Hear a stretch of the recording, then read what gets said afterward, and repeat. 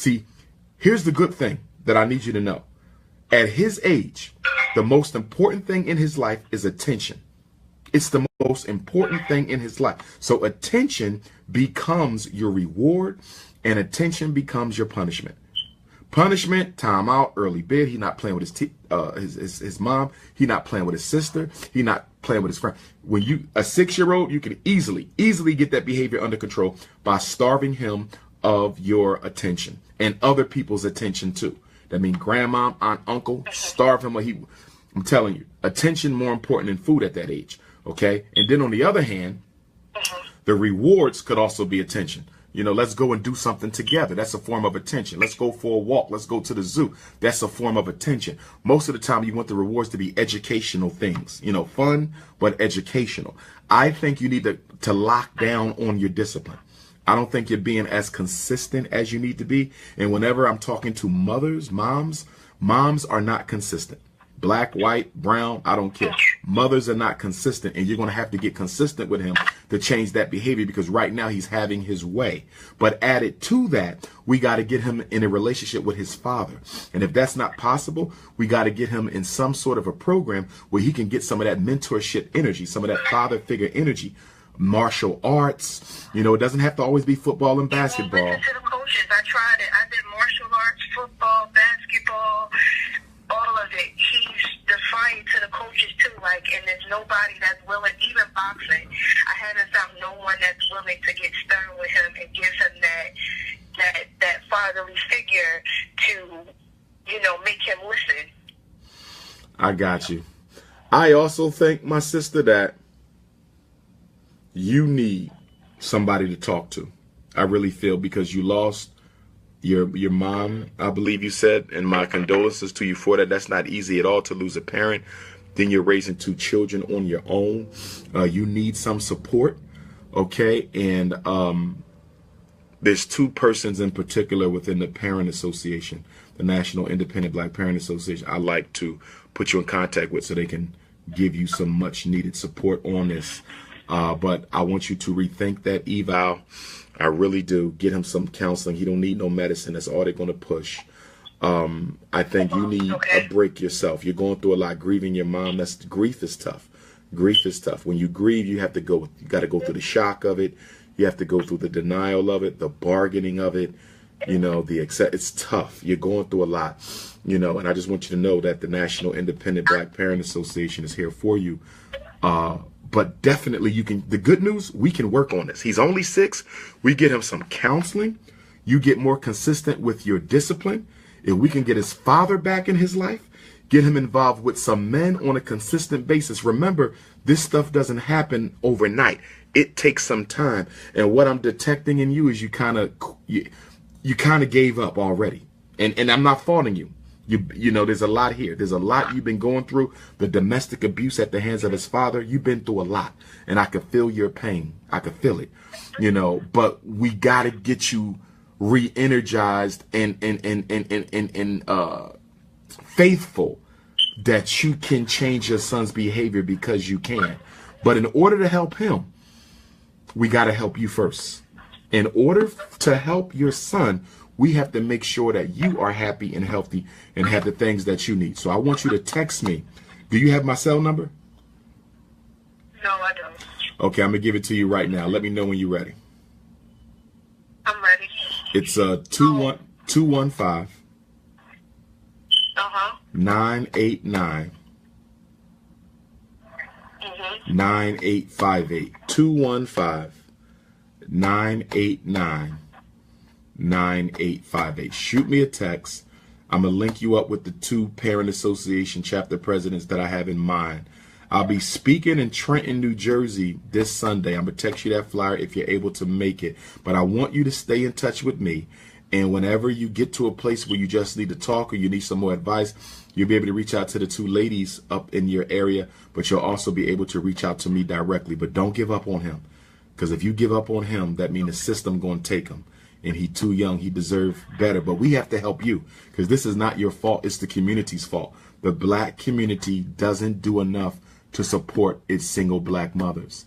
The black community does not do enough to support is single black mothers. We blame you guys for everything, and we're never there to help you. The church ain't there. The Hotep brothers ain't there. The community-based organizations ain't there. The politicians ain't there. The business owners ain't there. Nobody's there for y'all. But I'm not going to give up.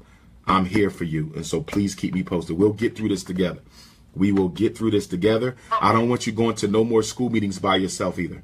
Don't go to no more meetings by yourself. You're a young mother, and they'll try to take advantage of you. But what were you going to say? What were you going to say? Nothing. I'm saying okay. Okay. But text me, though. Text me. Okay. And we got you. Okay, I'm going to text you right now. And we're going to work through this. I got you. Thank you. Okay, love. All right. Take care. Dr. Umar? Yes, ma'am. Where you calling from?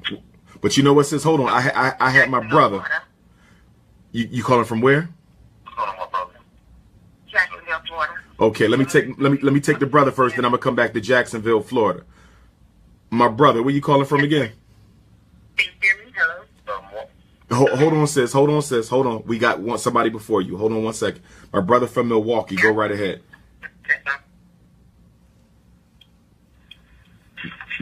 Milwaukee. Yeah, what's going on, Dr. Umar, man? All is well. My name is Jair Tatum. All is well. My name is Jair Tatum, man. I'm 20 years old. And I've been watching your videos since 2015. And with the special ed issues, man, I went through it. I was put in there at 3 years old. And psychologically, everything that you said on there, I went through psychologically, man. And everything that you said was true. The medicine, the psychological frustration. I went to Greenville High School. I actually talked to my guy Devin a few weeks ago. He's from the same city that I'm from. We went through special ed education together, and there's so much that I got to tell you.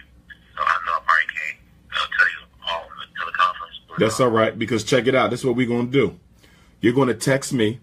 Because I'm going to, and make sure you put documentary when you text me. I'm going to interview you for my documentary. I'm going to have you tell your story on film so we can use some of that for the shockumentary for black boys. So that's all right. So you're going to get a chance to tell me that story in person. So make sure you shoot me that text, and we're going to handle that. What's your number, man? It's 215-989-9858.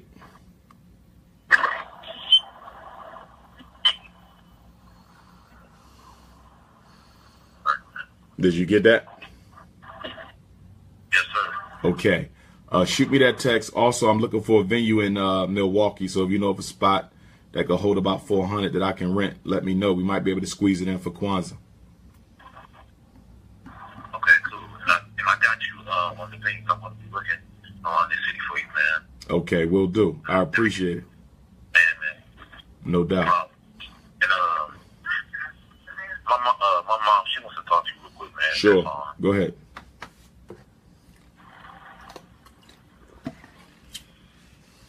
Where's she at? Queen Mother, you there? Well, Yes, ma'am. I am. Talk to me. Yes, no. I'm sorry? I said I'm listening. Talk to me. Okay, so Dr. Umar, I don't know too much about you, but I am concerned. My son and what's been going on within our household, trying to get him to basically start working. And he feels that nothing out here is for him, which is not true. And that the only way that he can make it out is through YouTube, that kind of thing. So that's what we're dealing with here. And he's wanting to talk to you regarding certain things or issues or whatever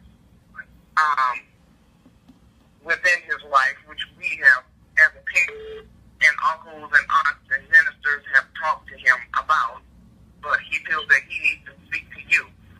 So my concern is what we told to him, and to be, upfront with him with what he needs to do and not what he wants to hear. You understand what I'm saying? Okay. Okay, I follow you. How old is he now? He's 20. He's 20 years old. This is what we're going to do. This is what 20 years old. Go ahead. And he's been raised moral values and all of that, try to keep instilled in him. But somehow he's in my view and that I know is off track. And his friend that he's with, I mean, you know, they both did special ed and stuff, and you know, the blame is special ed. But I know for myself some things that he needed assistance with. So I don't want him to make you think that it was just wrong totally. I got you. It's just whatever, you know, what you got to take out of things. And like I tell him, you've graduated from school, thank God. But his flashback or back is, yeah, but it was a 1.9, but still graduated. So it's almost like not looking at the positive side. You done it. If you went through it, there may be a reason for it. Take it for what it is and keep moving forward. And he you know, wants to blame that whole thing on why he's not here, why he's not there. Like, everybody has failure. Failure sometimes is good for you.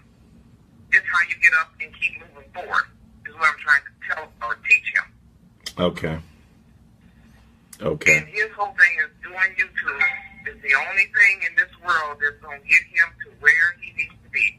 I'm telling him, guys, the Lord did not bring you here just to do YouTube. That's not true. I got you. And he thinks because of special ed that YouTube is the only thing that he can do. And I'm telling him, I'm a single parent here trying to work, make it work. I mean, you know, and he's not pressing for it. You know, it's like he don't have anything. This boy is privileged. Be in a decent neighborhood, decent house, but he still wants to fall back on this other thing. And to me, it's a crutch of, I just don't want to work, I want to do YouTube. That's not going to work here. Because I need you to get out and learn how to get to network with other people and, you know, things of that sort. He just don't see it as a positive side. Right. So that's not bad on. I'm trying to teach him as a man, you have to learn to work. You cannot raise children when you have a family and say, I'm just going to do YouTube. I'm going to put everything on the computer. We're going to be $1 million rich, and you don't have to pay for school. Where is his father, his biological father? Where is he?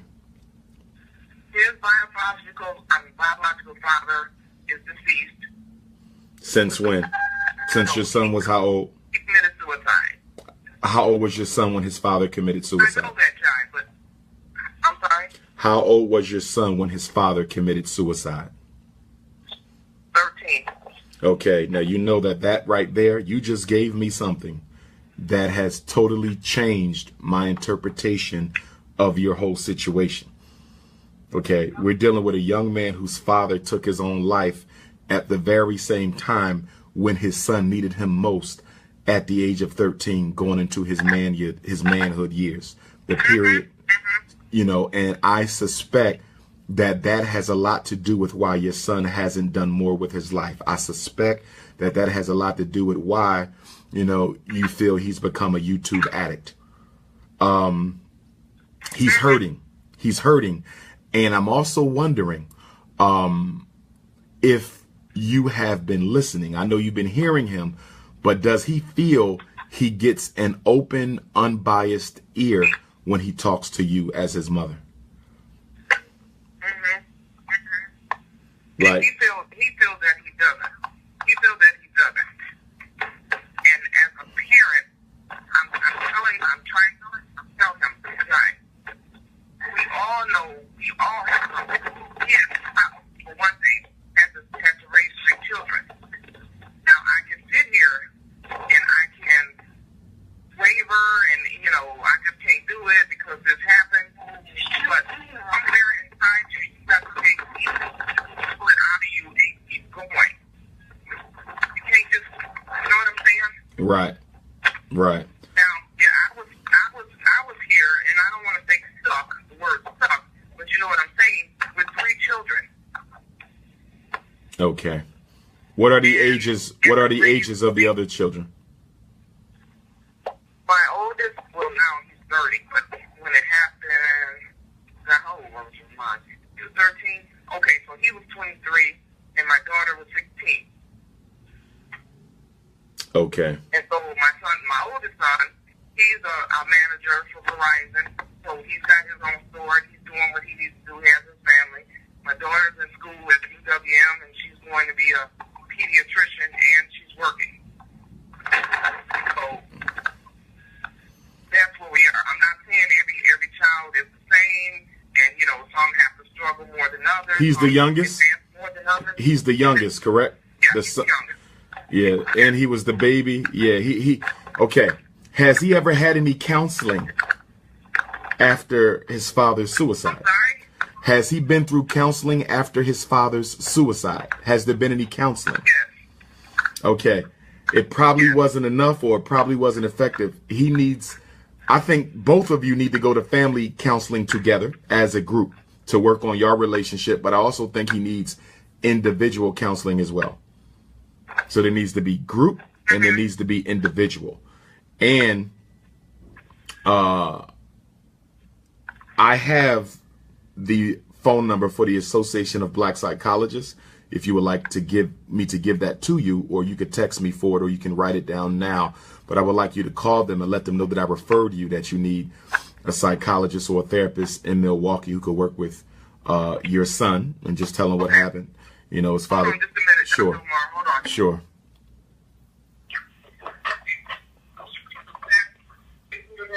I told him, I said, we know psychiatrist here. He said, no, we need to talk to you. So can you just minute? Okay. You can hear me, good brother? Yes, Okay. He's definitely going to talk to me. When I come to Milwaukee, I want to meet with your son and you. When I come to Milwaukee, and you guys are going to remind me, because you're going to notice when I'm coming and you're going to remind me, but I want to come and meet with mom and son together, and then I'll meet with him alone. But I want to meet with the both of you together.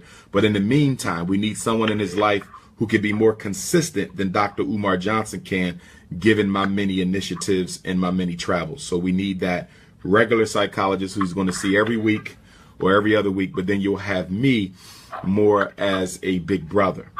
That's how we're going to do this. So let me give you the number to the Association of Black Psychologists. Are you ready, Queen Mother? I'm ready for the number. Okay. 301 449 3082. Again, that is 301 449 3082. And that's the Association of Black Psychologists. It's based in the DC, Maryland area. If you do not hear back from them within a week, I need you to reach out to me. Call me or text me.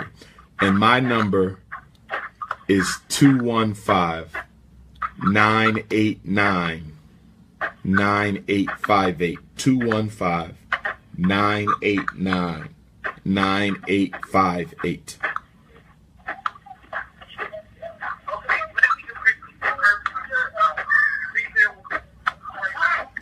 Come closer to the phone, Queen. I can't hear you. I need everybody to mute your phone. I'm hearing children and outside. Please mute the phone because you're disrupting the call.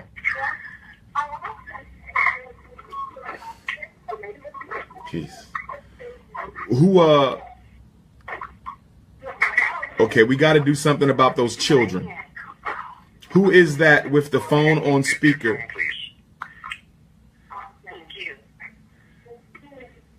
Okay, Queen Mother, go ahead and read that number back to me. 449-3082. Yes, 301-449-3082. And my number is 215-989-9858. Whoever that is, I need you to hang up. Somebody went into the school with their phone on speaker and you're disrupting my call. Hang the phone up or mute your phone. Somebody's in a school building. Black folks, boy.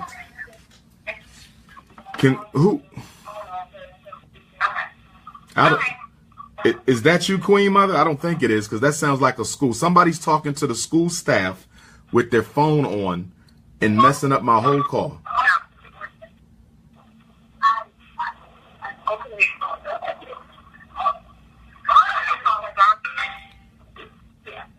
Yes, I'm still here. I'm just trying to see if this person can hang up or put the phone on mute. They might have thought they hung up and didn't. That could be it too. They might have thought they hung up and didn't hang up the phone. Now they got all that noise from the school coming into the call. We gotta do better. We got to do better. We are so irresponsible with our behavior. Dr. Umar, is there a star option? There is, let me see something. There is. I just hate when let me see if I can find it. I can't believe somebody did that.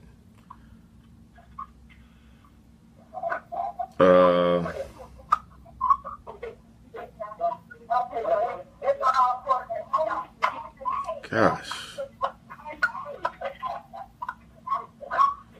Let me see.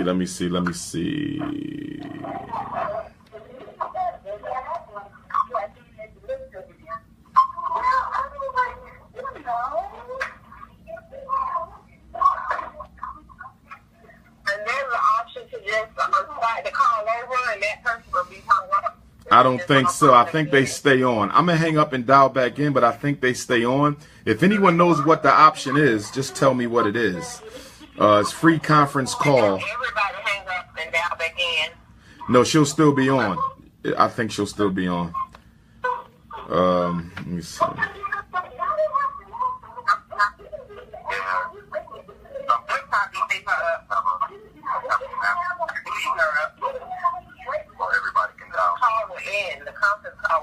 Hold on, *5. Let me see if this does it. Let me try something. We gotta do better than that. That's not it. To lock or unlock.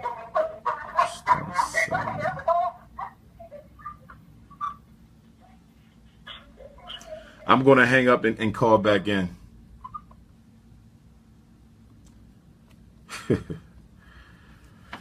We got to do better, black folks. You cannot mess up a conference for parents because you got your phone on, forgot to hang it up, go into a school with your phone on speaker.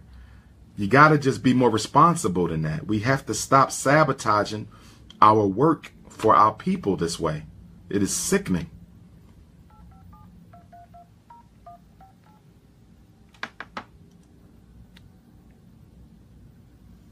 It just shows you how unconcerned we are with what we do to our own people. Welcome to free conference calling. If you are the host, please enter your 4-digit host code. If you are not the host, please press the... We will now connect you to your call. There are 20 attendees in this conference.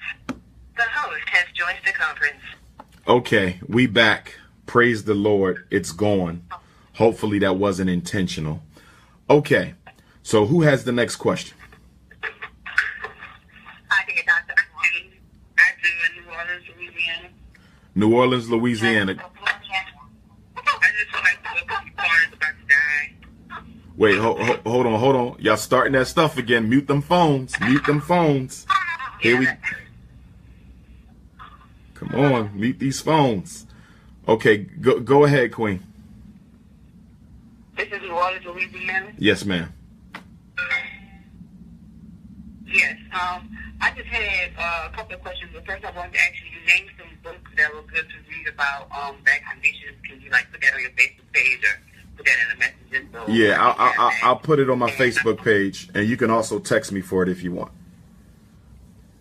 Okay, yes. And then you said something about Philadelphia earlier. You have to answer that right now, but I was trying to find out what you said because I couldn't hear you. I was talking about immunizations. If you text me, I can text. You said something about... yeah, I'm about to say it now.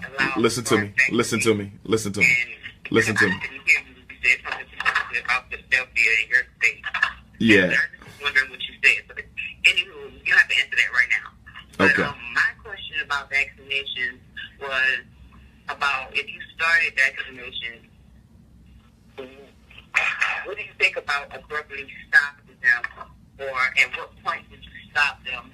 Did you get, like, if you started a Hep C vaccine, something like 3 seconds, would you stop in the middle of the vaccination and you decided you don't want to vaccinate anymore, would you complete that or something? Or, I'm just wondering, or are there vaccinations that you feel are safe, or ones that you feel like some should get, or what? Okay. Can you hear me? Yes. Okay. I don't support vaccinations at all, so there's none that I'm going to give you that I'm safe with. As far as stopping and starting, you don't take vaccinations every day. You take them on a schedule, so it's not really, it's not like somebody taking medicine that they need every day. You normally take them across your childhood from birth all the way almost until high school graduation. So if a parent decides they doesn't want to go along with the immunization itinerary anymore, they just stop. I know parents who stopped, whose children took some immunizations and they decided not to give them, anymore. You would probably need to speak with someone who's more expert in that area. I recommend Dr. Laila Africa, who is in Indianapolis, Indiana. If you need his name and contact, you can text me for that. There's also Dr. Curtis. I'm not sure if he's a doctor, but I'm going to call him a doctor. Dr. Curtis Koss, Scott Whitaker. There's a lot of people who are in, that industry who can give you, some better advice than I can, in terms of stopping and starting and that type of thing. But I don't support any immunizations. But if you would like to see whether or not you live in a state that, allows personal family belief exemption, religious exemption, medical exemption, I mean, you could Google it online or you could text me for the map. I'm home with my kids, and I had stopped vaccinations a couple of years ago. I had a new baby, and I'm just like concerned because I already got some vaccinations for my other 2 kids. My son, I stopped at like 5, which, at that age, he's pretty much had most of his vaccinations. And my daughter, I stopped at like 1. And she hasn't had like the last Hep C shot, And I was wondering about that. And I had the first 2. She hasn't had the last one. And then my daughter, she did get the Hep C. I was going to deny it, and I was kind of like, when I was in labor, I didn't really get a chance to, when they had already, like, had baby and did some things, did the baby, and so they gave her the first Hep C. But I'm not sure if I want to continue on with her. She's the new baby. Okay. And it's like I've already started some with my other kids. They're fine, my other kids, and, it's just like not, I wasn't sure, Yeah. should I go, I continue, or. Yeah, I got your question. It's a difficult decision because you got people telling you should get vaccinations all the time. And then you got people, I've done my own research and I know what I know about vaccinations, and I've watched a lot of your videos and you speak about vaccinations. And I know what I know, but then there's just so much conflicting information out there about, vaccinations and why you should get them. And, that's what I wanted to say too. I was in nursing school, and with nursing school, you're required to have certain vaccinations. And so they were requiring me to get, I had to get the Hep C again because I was no longer immune. And a couple, like another shot or whatever, and it's just like, I don't agree with that. And it's like, no way to get in nursing school if you don't get your immunization, And so it's like, I had to deal with that myself, and then coming into having my baby and then having to deal with her vaccinations, it's like, I don't really know, it's like nurses forces it kind of, and they're like, the profession supports vaccinations as a whole, Right. Let me cut you for the sake of time. And so, I kind of had to step back from nursing school because it's so conflicting with what I believe in, but I really want to go to nursing school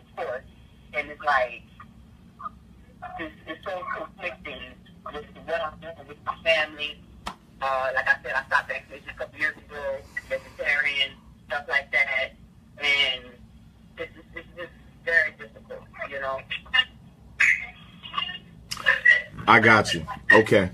Yes. Text me and I'll text you the names of some people you can speak with about those vaccinations. All right, my sister? Okay. Okay. All right. Thank you. No problem. Thank you. Dr. Umar. Yes, ma'am. And please list those books, too. Say that again. Those books. List those books. Text me for the books. I don't need to say them. I could just text them to you. You have my number? I have it. I believe it's somewhere on the Facebook page. I can find it. I give it to you now. It's 215-989. 215. Wait a second. I'm typing it. 215. 989-9858. 989. 9858. Yes, ma'am. Okay. Thank you so much. Okay. Thank you. Thank you. Everybody mute your phones, please. Please mute those phones. Mute your phones. Yes, ma'am. Where you calling from? Jacksonville, Florida. Florida. Oh, where at in Florida? Jacksonville. Jacksonville. Go right ahead. Okay, in regards to immunization, my son is 17, so of course he's had all these shots. I've just become, wise about immunization here recently. So he's getting ready to start college in January. And I was looking over the requirements and everything, looking over the fine print. And I was wanting to know, because you said personal belief, you used that particular term. So as I was looking at it, because it said he had to have the meningitis shot, if you were under 22, and they had to have it before January. I just noticed a couple of days ago. But it says the student is not required to submit evidence of receiving the vaccination if an affidavit signed by the student stating that the student declines the vaccination for reasons of conscience, including a religious belief. So reasons of conscience, would that be personal belief? Yes. Okay. That's what I wanted to know. Yes, there's a lot of students in college All right. all across the country who are not immunized. So yes, he wouldn't have, if it's a public university, okay. Yes, he can do the affidavit, the letter, with the notarization, and he'll be good. Okay, then. That's what I needed to know. No problem. Thank you. Thank you. Thank you. Next question.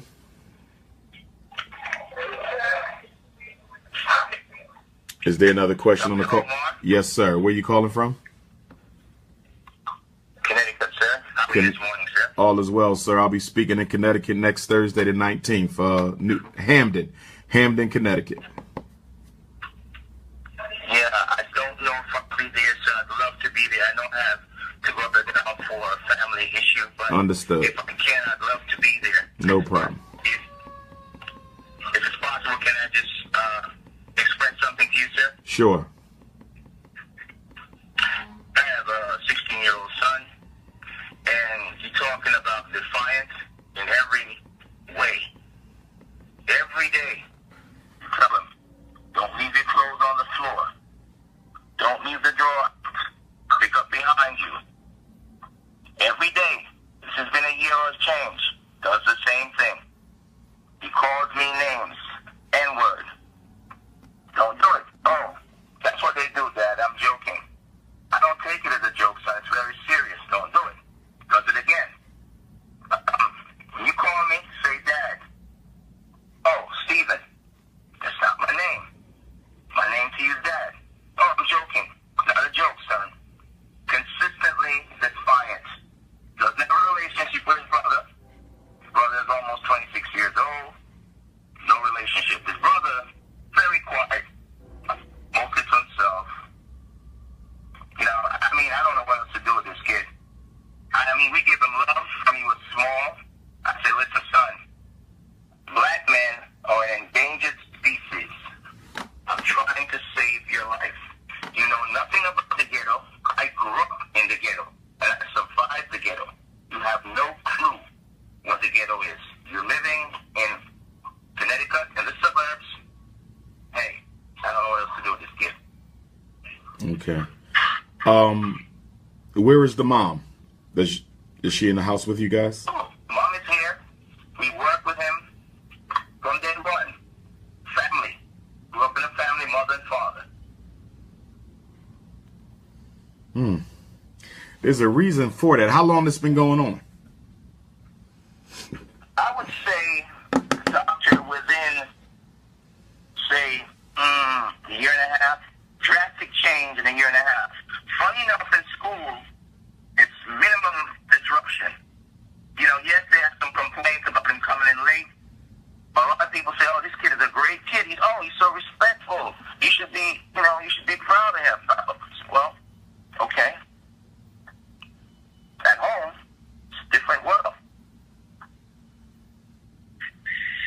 How does the mother see it?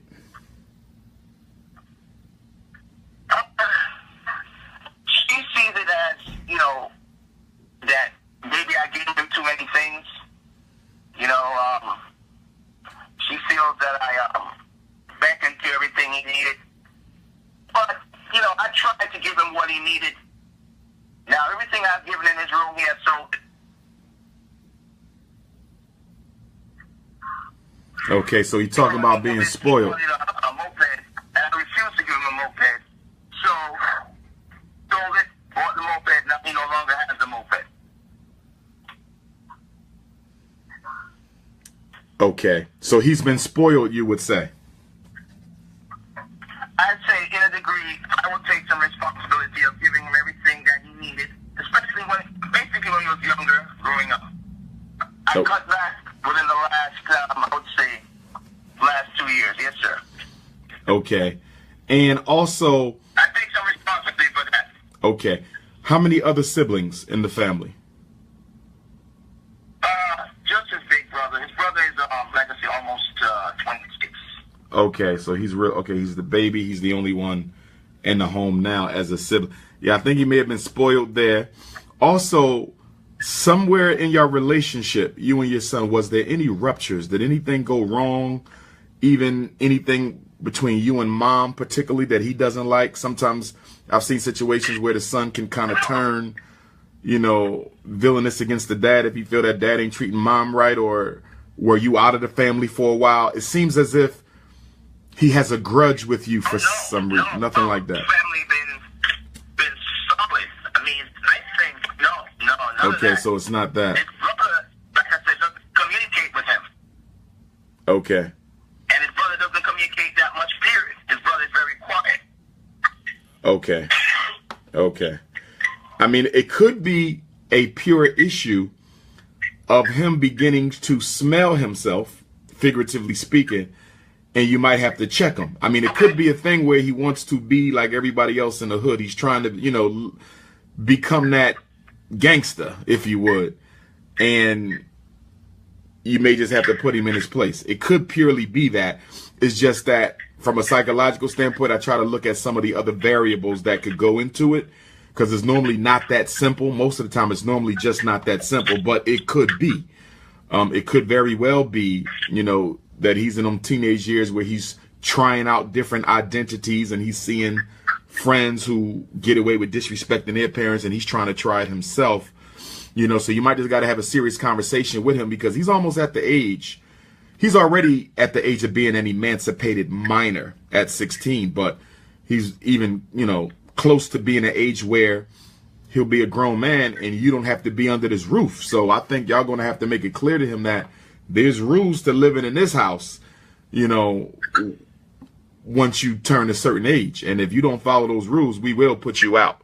So it might be time for that conversation. I hope it isn't, but sometimes you do have to give that tough conversation. Well, Dr. Umar, here's the thing, and thank you for saying that.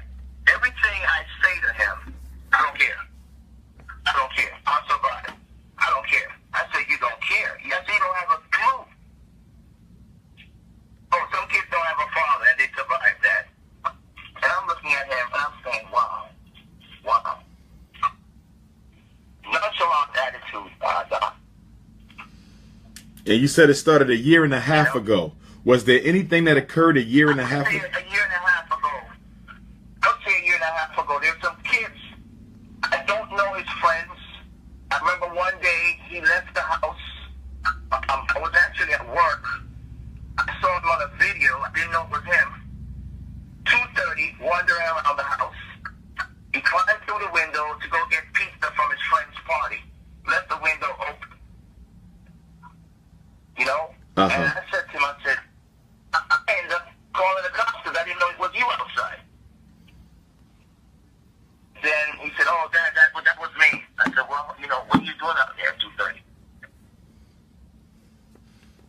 Okay. So, I mean, just things that, I mean, it's just so abstract for an intelligent, he's a highly intelligent child, not because he's my kid, but his grades is not reflecting that, even though he's so intelligent.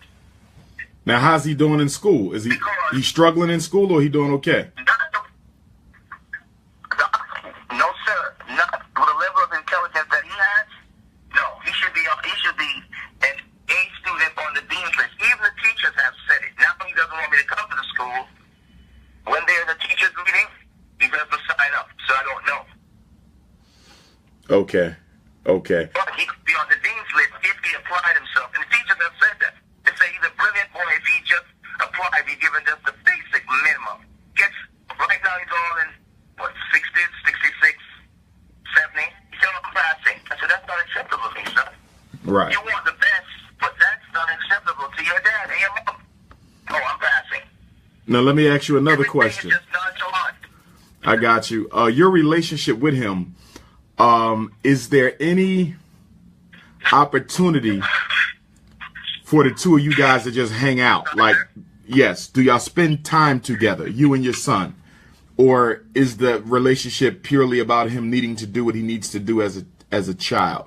Like, is there any, fun to the relationship between you guys? Or if I was to ask him, what is the problem with your dad? Would he potentially say that it's just all criticism? I only hear from him when I'm doing something wrong. Like, are you guys have y'all built a relationship outside of you needing to be the disciplinarian?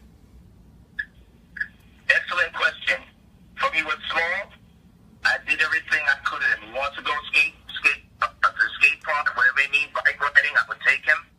His main thing to everybody is, my dad is overprotected. He's overprotected. Hey, you know what? I'm trying to save your life. I'm trying to tell you the dangers what up there. Yes, I'm overprotected because I want you to at least understand that's a serious world out there for young black men.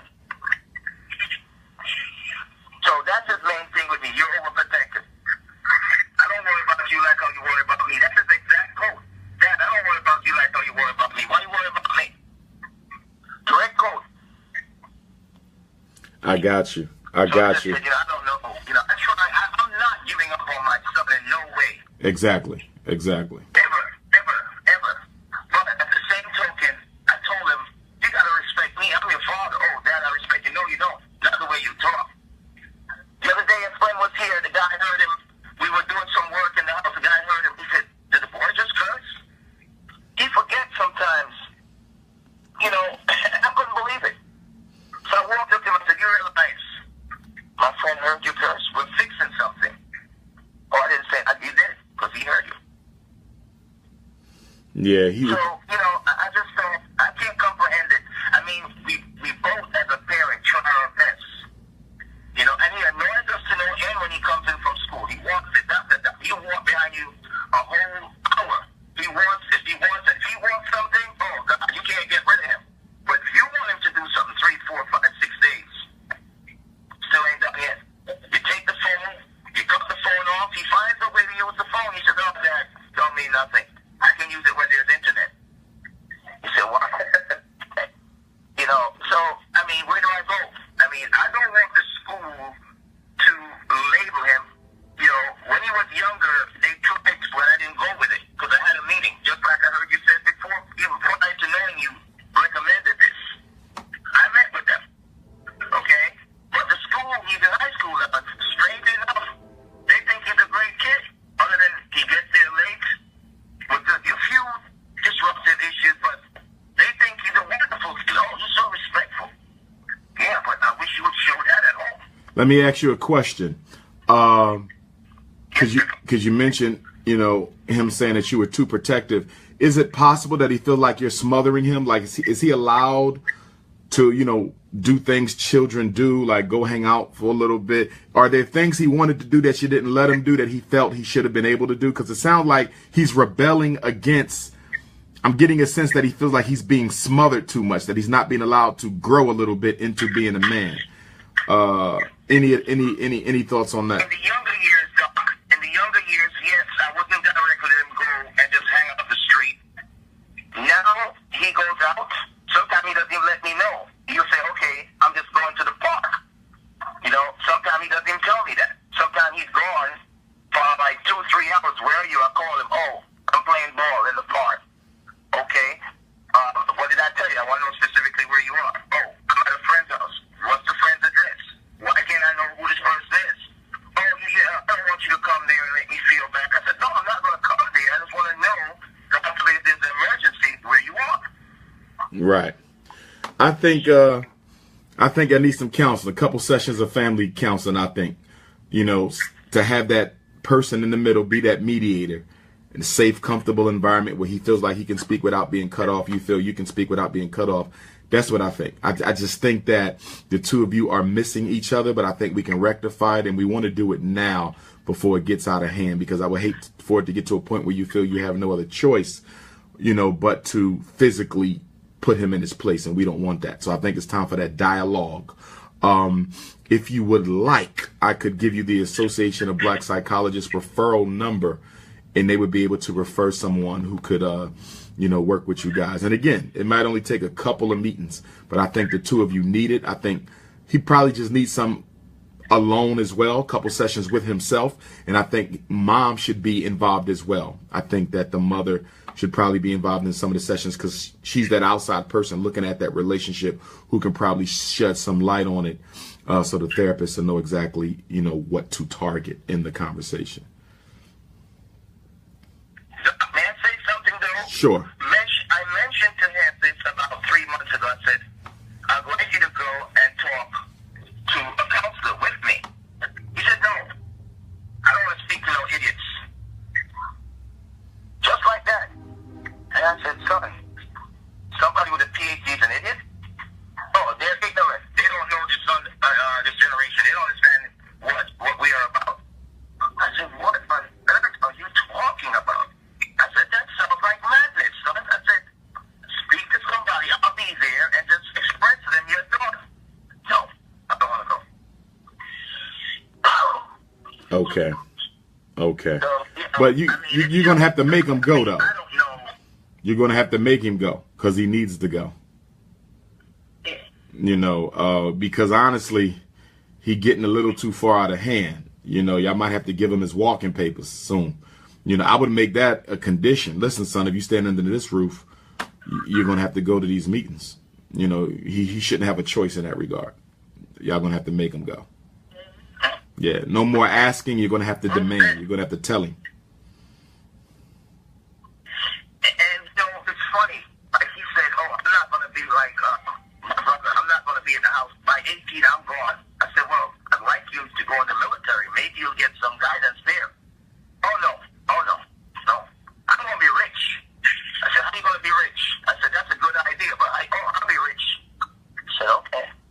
I said, this is what I'm trying to guide you. So, if you do become rich, I'm glad that you feel you're going to be rich, that you even have some guidance and some respect, and not be deceitful, because deception in any business, you won't last long, son. Right. I said, nobody's going to trust you if you can't keep your word. I said, Mom and I tell you things for days, for weeks, for months, years. Still do the same thing. Now, if you get into business and you can't be trusted, you will not last as a business person. So, you know, you take it from there. Right. But, you know, it's just that he doesn't keep his word. He expects you to keep your word. And every day you tell him, why is the drawer open? I told you that last night. Don't need to have the drawer open. And the craziest thing is that he goes in the living room of all places to get dressed. He leaves his bedroom and down the living room to get dressed.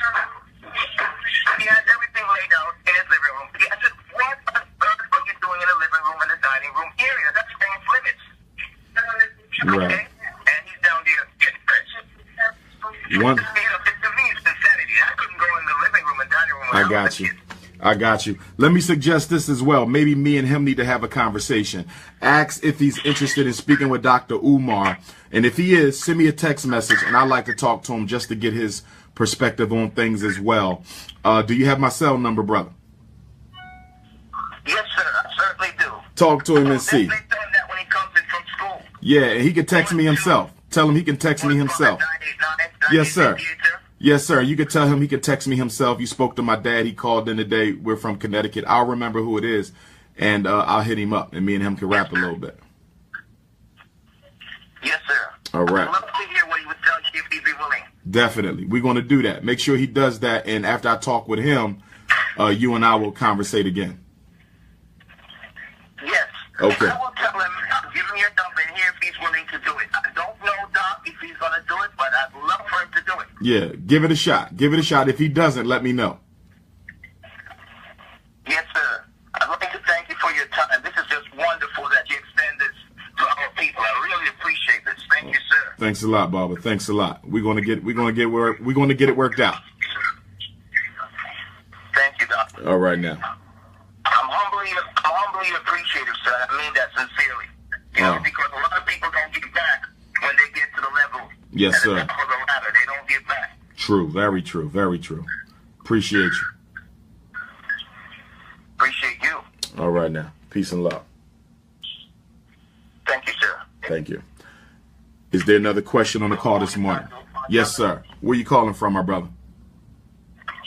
I'm calling from Fort Lauderdale, Florida. You were just down here not too long ago. Yes, sir. And I'll be coming back down there probably next week. There's a school for sale in Fort Lauderdale that I'm going to be visiting within the next week. But go right ahead, my brother. Oh, that's cool. I would like to know actually where that's around. Yeah. Okay. I'm a new parent, and I'm not sure on how should I get involved with the PTA and committee board meeting, because they got a school fundraiser for the PTA, which I'm not involved in, and I'm not sure how I should go about this. Should I really be involved in the PTA like that? Because I mean, I'm off during the morning, but I take care of two other of my kids, and while my I'm gonna say the mother of my kids goes to work during the morning, and I take care of the two before she gets here. So I'm not sure how would I schedule that to, should I even be participating in the PTA period? I think you should, because we should always know what's going on with our children. However, your participation in the PTA should not replace the need for you and the other parents in that school district to organize to fight for change. Understand something. The PTA to the public school is what the black politician is to the white power structure. It's what the NAACP is to the U.S. government. It is not there to really help our children or our parents. It is there to give the impression that they actually care and that you can affect change within the system. Okay, so the PTA is the NAACP. And and not to knock the NAACP, they've done some good things, but that's not an organization founded by us. The NAACP is a white organization that they use to control the progress of black people. The Parent Teacher Association is a white organization that they use to control, okay, how much change they're going to allow black parents to make. So I think you should be there for the information, to be the spook who sat by the door. Okay. But then y'all still need to organize outside of that with the National Independent Black Parent Association. Okay, that's cool. I like that. Okay. So now, with that being said, now I understand you suggest I get involved. Now, just so happen I do not get involved with this fundraising that they have for the PTA. Should I have my kid even participate in it if there's no involvement, since it's a white organization and collecting funds and the donation helping sell donuts? If I'm not a part of it, I don't think I should even help fundraise, right? Well, it depends. It depends. What are they raising money for? If it's it doesn't say nothing. I would have to find that out. I would have to find, if I think it's like if they're raising money for the kids to do something, Okay, what's all this background noise? A lot of background noise. Mute your phones. Mute your phones. Too much static. Mute your phones. Is that you, my brother? What's all that noise? No, that's not me. That's not you. Okay, I got you. I got you. Okay. That's not me. I need somebody to mute their phone. Too much feedback. Come on, y'all. Mute them phones. Somebody getting out their car. Don't have the phone muted. We in trouble. Somebody is in the car with the door open and wouldn't. Come on, y'all. Mute the phones now. But I would find out what the fundraiser is for. In other words, you're not going to use my child as no money dummy. My child is not no money dummy, because sometimes you got schools who use the children as money dummies. A fundraiser for this, a fundraiser for that, and then you have to step back and say, wait a minute, don't you get money in your school budget for this? Why is my child out here raising money for something that you get that is itemized in your budget? So it would need to be something that is justifiably a necessity that isn't already accounted for in this year's budget, because schools are very clever and they use our children as financial slaves to go and get extra money under the disguise of good citizenship and loving your school and school pride, and all they doing is exploiting the kids to get some extra money. So I would investigate it. I'm not automatically against it. It would depend on what they're doing. I definitely understand that. Okay. I appreciate that. And with that being said, I really appreciate the information. I hope you let me know when you're back down here in Fort Lauderdale. Check out the school. I'm originally from New York. I've been down here for so long. So I'd love to get involved in whatever you got going on in Fort Lauderdale. Please and believe it. Whatever I can do to help, if a little to a lot, I'd love to help. Whatever you got going on, brother. Appreciate you, my brother. Appreciate you. Let me ask you a quick question before I let you go. You still there? You still there, my brother? Hold on. I'm still with the last caller. You still there? Yeah, I'm still here. I didn't hear what you said. Okay, quick question, because you live in Fort Lauderdale, right? That is correct. Okay. I'm going to be looking at that school in Fort Lauderdale. The only thing that concerns me about Fort Lauderdale is all these hurricanes and tornadoes. I don't want to spend the people's money on those schools only for that school to be laid flat by one of these unnatural disasters. I mean, the weather situation down there, is it stable or what? What's your take on that? Well, I think look at this, Dr. Umar. If you look at it, when the hurricane that just passed, what I would suggest, if the school is one of the evacuation zones for evacuees, so to know it's in code to be secure enough that your school, no matter what hurricane you got, better yet, black people, I wouldn't discriminate against that. If everybody's going through a hurricane, we got to take people. But if it's one of those schools where it can withstand a hurricane powerful enough as Irma that just passed, and you can take in evacuees, that's definitely a secure school, hurricane or no hurricane. You get what I'm saying? I feel you. So I need to check into that. Now, if it doesn't have that certification, then I might got to fall back. Yeah, I was against that as well. Correct. Got you. Okay. I appreciate that. Yeah, not a problem at all. I'm here to help. Whatever you got going on, I'm a new parent, so I'm gonna be on this line quite well. Hopefully not a lot. I wouldn't be needing help. Hopefully it's easy breezy, but I'm prepared for the words with you, man. Got you. Appreciate you, bro. Yeah, no doubt, bro. All right, no problem. All right now.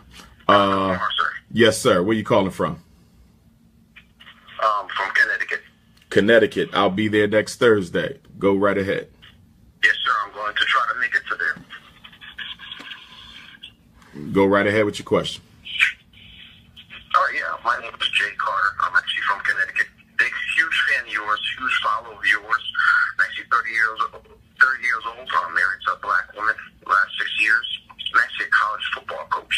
All right. And after listening to you the last few years, it's really awakening me to a lot of things and how effective am I truly being for my black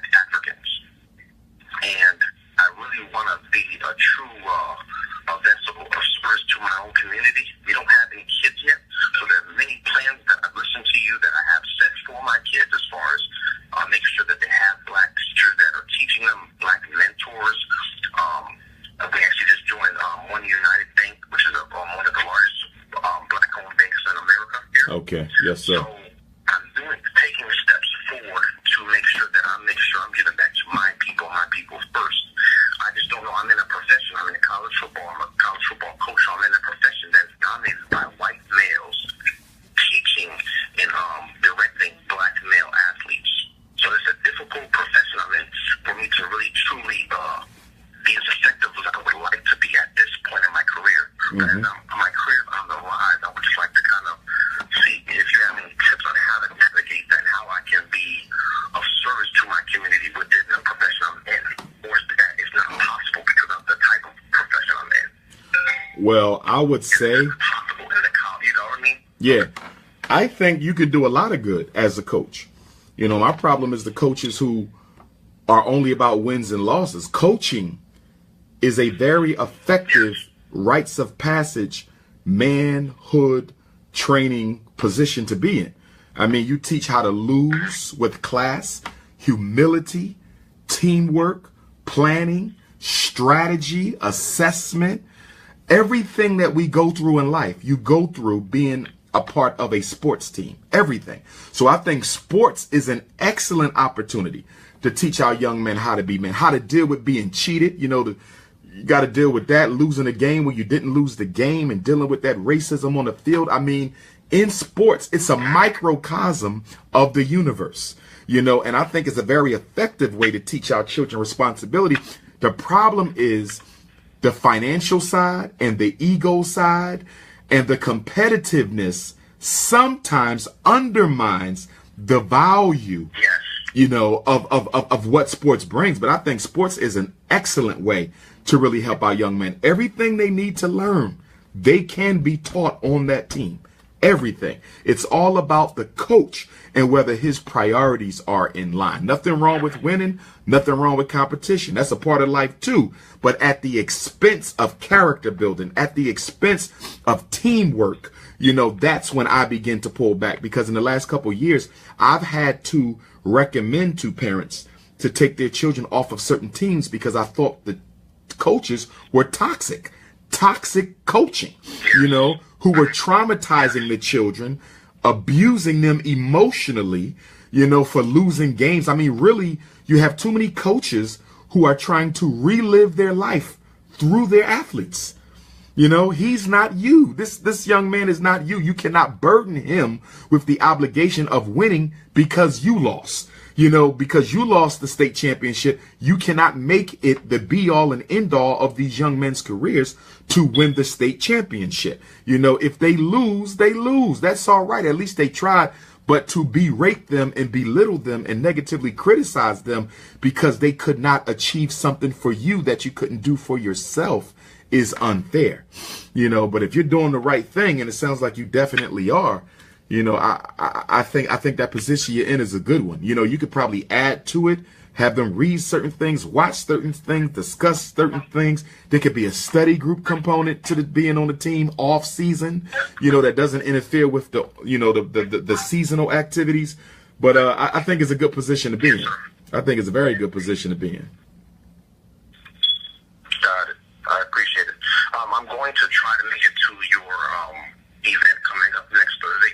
However, I do get off. I get out of practice at 6:30, and I know your event starts at 6 o'clock. I hate to be late to things, but I know that day is probably going to be sold out.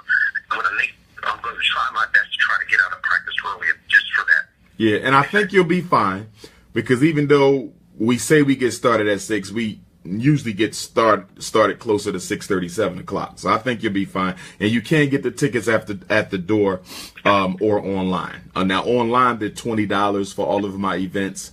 At the door, they're $30. And it's free for children 17 and younger. So if you're able to bring your boys on the team, you know, consider that as well because there's no fee for 17 and younger. Got it. And I know, just to add this last part, I just know that based on a lot of the values and the principles that you teach on, it makes you so aware of where you stand in the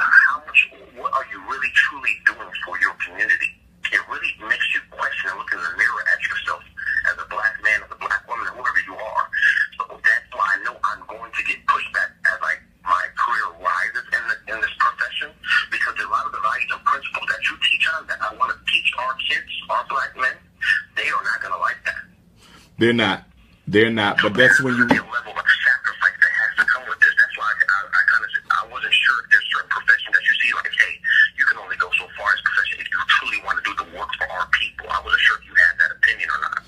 Right. If you truly want to do the work for our people, there's certain professions that you may not be able to truly rise or be successful in because of what you stand for. That's true too. Is that the case, or is it really not the case? I don't really know. But it's just. Yeah, it is the case, and it also is not the case. It's both, because, you know, you can only go so far, but at the same time, we do need people in those systems because our children are there.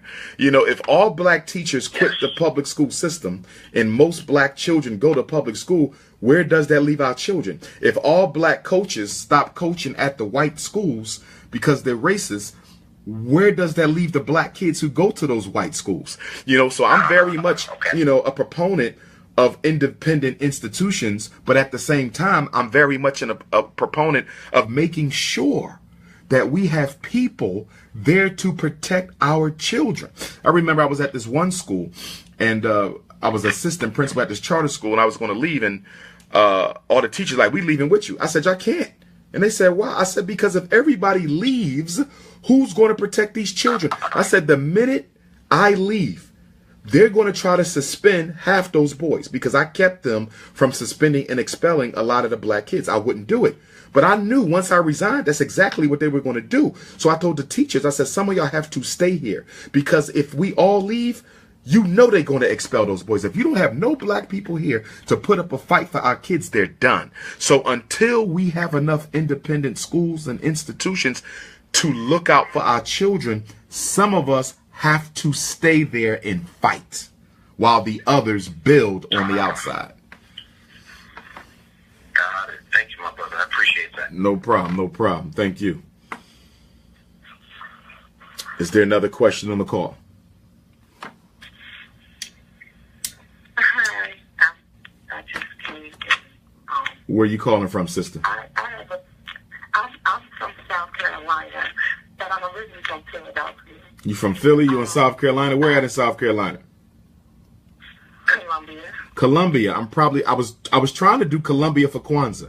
I was trying to do Columbia, South Carolina for Kwanzaa. It's not going to work for Kwanzaa, but it is going to work for either January or Black History Month. So Dr. Umar will be speaking in Columbia. First time. I was there once before, but it was a small event. So it'll really be my first time in Columbia, South Carolina, and that's going to either be January or February. Okay, that'll be great. I look forward to that. I forget how I just brought your attention, but I admire the stuff that you talk about our young black men and females. And I listen to you a lot. I even put my daughters on listening to you. And I'm one of those females, and I don't remember the exact YouTube I watched with you about that we reach out to our kids instead of having, you know, the Caucasian people reach out to take care of our own kids. I'll just say this, not to be long-winded. My mother and I encountered some children because I'm a preschool teacher, and they're no relation, and we take to the 6 of them, and we take care of them 3 boys and 3 girls. The mother, I'm not going to say she doesn't love her children. I know she does. She's just not mentally capable of taking care of her children. Her mother and I decided each other because we work together. So, in turn, she didn't want them to go in the system. So, the co-worker and I at the time, there's only 4 of them. I took the 2 girls, she took the 2 boys. The mother was pregnant at the time with the 5th child, which is a girl, and she asked me to take her. Not thinking at the time I could have, yes, and the 6 weeks I couldn't stay out of work. So my mother was retired, you know, stepped in so she would have, and she took her for the 6 weeks, and then she didn't want to give her back. So I, you know, didn't make a big fuss because my mother, like I said, she was retired, and all of us are grown, so we're no longer home. So then the young lady got pregnant again with the 6th child. And she kept asking me to get our kids and our kids on. And I was like, asking, why are you, having children?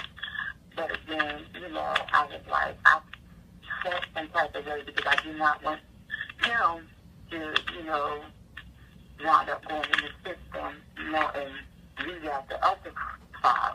So I took him to intern. So, now, the young Your phone is a little blurry, Queen. Your phone is blurry. I apologize. Can you hear me now? Yeah, you're a little better now. Can you hear me now? Yes. Okay. So now the young lady that took the two boys, she became pregnant, and she could no longer care for them.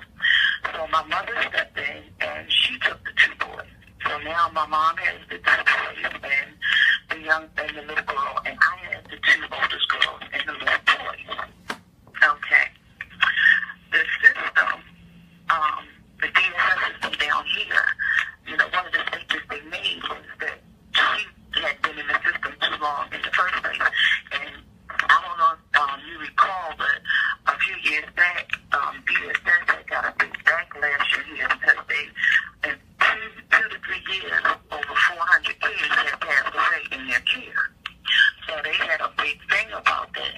So eventually, in 2015, they took their hands and washed their hands of her and took her out the system. And they was, because she wasn't complying with the things that she needed to do as far as getting her kids back, which she wasn't. I can vouch for because I tried to help her myself. So when they took their hands out of it, they totally took their hands out of it. Like they offered no assistance or anything. Mind you, my mother and I never, since we had those, and we've had them for 5 years now, we pay for these kids out of our own pockets. The only thing that we get is food stamps and medical assistance for them. Yes. So they totally washed the hands of the children. And so now, last year, my mom took ill. She had a massive stroke. So now I care for my mother as well. So I had a big thing with this system because I'm trying to not let these kids go into the system because they growing up together, and you're not going to find, it's few and far between, you'll find anybody to take all of the kids into their home. Right. And bring them all together. That's not, and especially out of their own pockets, that's never, ever, that's rare that you'll find it. And I'm not saying that the kudos, pat myself on the back, but this is what I was telling the DSS worker yesterday when I was talking to her. Yesterday when I was talking to her because I had a hard time getting somebody to come and talk to me because they felt like because the case was closed, basically, what am I doing here? And I told them, I said, well, one thing I had thought about moving out of state because my mom, the services that she gets down here is minimal compared to me taking her back home to get the services. And I wanted to know, was it okay if we took the kids with us? So they told us, yes, there's nothing in there that said that we could. And I said, well, yes, it did. I said, we were told in the report paper that if we moved, we had to come and talk to y'all before we did so. And that's what I'm doing. And another thing, because it's 6 children, another friend of mine, she came and stepped in and volunteered to help me with 2 of the 3 children that my mother had. Now, there's also a clause in the court document that says that there should be no third party to help. But again, we're trying to keep the kids out the system because we know it takes a village to raise the kids. And I grew up in the old school. My grandmother's house had always been open to whoever needed a place to stay. My mother's house has always been like that. And I'm like the 3rd generation, and that's how I am. So my friend, when she decided to help, I kept getting backlash from trying to get them in school because she's not on the paperwork to allow them to come to school in her district. So I had to go and talk to them, explain to them about the situation, and they allowed them to go for this year, and every year after it's going to be a problem. So I talked to the lady yesterday, and I told her, I said, I don't see why y'all are giving, I'm getting such a hard time with getting these children what they need when y'all know that y'all would be coming out of y'all pocket even more if they were in the system. So she was like, well, they said there's no third party. I said, yes, I've been to this office several times trying to get one of y'all to come out and talk to me. So when she eventually, listened to the whole story, she apologized. And I said to her, it should not be this hard for me to try to take. I said, I'm already struggling taking care of these 6 kids and my mother. And then if I had somebody that's willing to help me with 2 of the 6 kids. Is that your phone, Queen? Who's that interrupting? I'm sorry. Okay. Is that on your end? The 2 sisters talking? No, I thought that was on your end. Okay, that must be someone else. Mute your phones, family. Mute your phones. Okay. So my thing is, down here, it seems like it's a lot of, I don't know what it is. I feel like I'm getting a lot of trouble, and not trouble, but it's making it harder, and it seems like it's making it harder to the point that, I don't want to give up on these kids and say, okay, so I'm going to give them back to the system. But at the point, I don't know. I guess my question is, because I knew you, I don't know if you still building your school. Yes, I am. You building your school, because I really look forward to it, because I have 3 boys, and I have no male influence. Okay. Because my mother died down here. I moved down here because of my mother when she first came down here. Because I used to work for the school district, and so did my mother prior to Philadelphia School District, prior to moving down here. And when the new superintendent came in, she revamped the whole preschool. Remember when the preschools were in the schools? And she took those out. I used to work at on Cobbs Creek. I can't think of the name of the school, the elementary school, but we wound up being one of the schools that they took the preschool out. Mm-hmm. So I moved down here. So they basically, the 3 boys have, and I try to find places like the Boys and Girls. I can't think of the name, but they don't have enough males that sign up for the program. And it's a lot deeper as far as the kids that they went through stuff. But like I said, it's a struggle. And, I take heed to what you said about us, taking in our own children. But I can see both sides of the fence of us taking in our own children, but struggling too, because we're right. Not having the support we need to take care of our own children. Biologically, I have 1 child and 1 grandchild, but I am now helping 6 children. Right. And plus, I have another daughter who came to me when she was 17 years old. This is what we're gonna do. Let me jump in on you. I'm sorry. It's okay. I got an idea for you. We have a sister in Columbia, South Carolina, who's starting a new chapter of the National Independent Black Parent Association. And one of the 6 required committees, one of the 7 required committees for the National Independent Black Parent Association is social support. Okay, and what I want to do is I want to put you in contact with her to see how she can help you navigate this system and see what resources we can find for you, because we do not want to give the children back to the system. We do not want to do that. So let me give you my cell number. I want you to text me, and then I will put the 2 of you in contact with each other. Okay. Are you ready for the number? All right. I'm ready. 215 989 9858. 9858.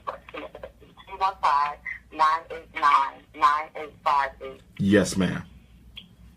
Okay. So shoot me a text. Remind me you're the parent from Columbia, South Carolina, who's raising some of your nieces and nephews.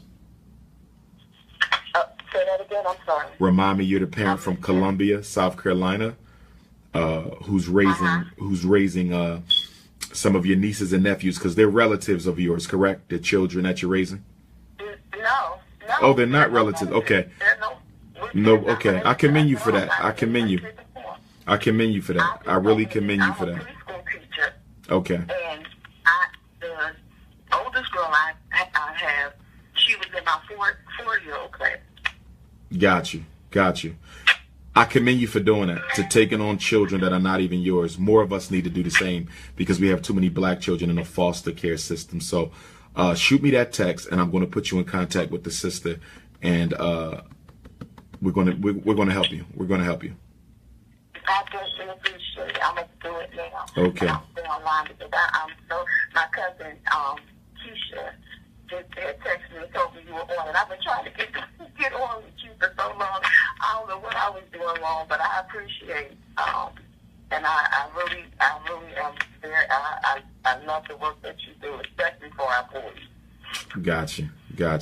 Thank you so much. You are so welcome. Okay. Good morning. Good morning, sister. Where you calling from? All is well. Where you calling from? Hello? Yes. Where are you calling from? Hello? Yes. Where are you calling from? I'm calling from Bridgeport, Connecticut. Bridgeport, Connecticut. I'll be speaking in Hamden on Thursday the 19th next week. Okay. My question to you is, my daughter currently goes to a charter school in Bridgeport, Connecticut. Yes. Called Capital Prep, run by Dr. Stephen Perry. But I've also been given the opportunity to possibly put her in a nearby town that has a better school system, mostly white. As you know, I don't know if you know Bridgeport, is one of the worst in the state. So Yes. I'm trying to decide if it would be wise for her to go to a suburban school or just to keep her at that charter school, which I've also was kind of my last choice because of kind of the information I've heard about, or rumors I've heard, the good and bad about how that school is run currently.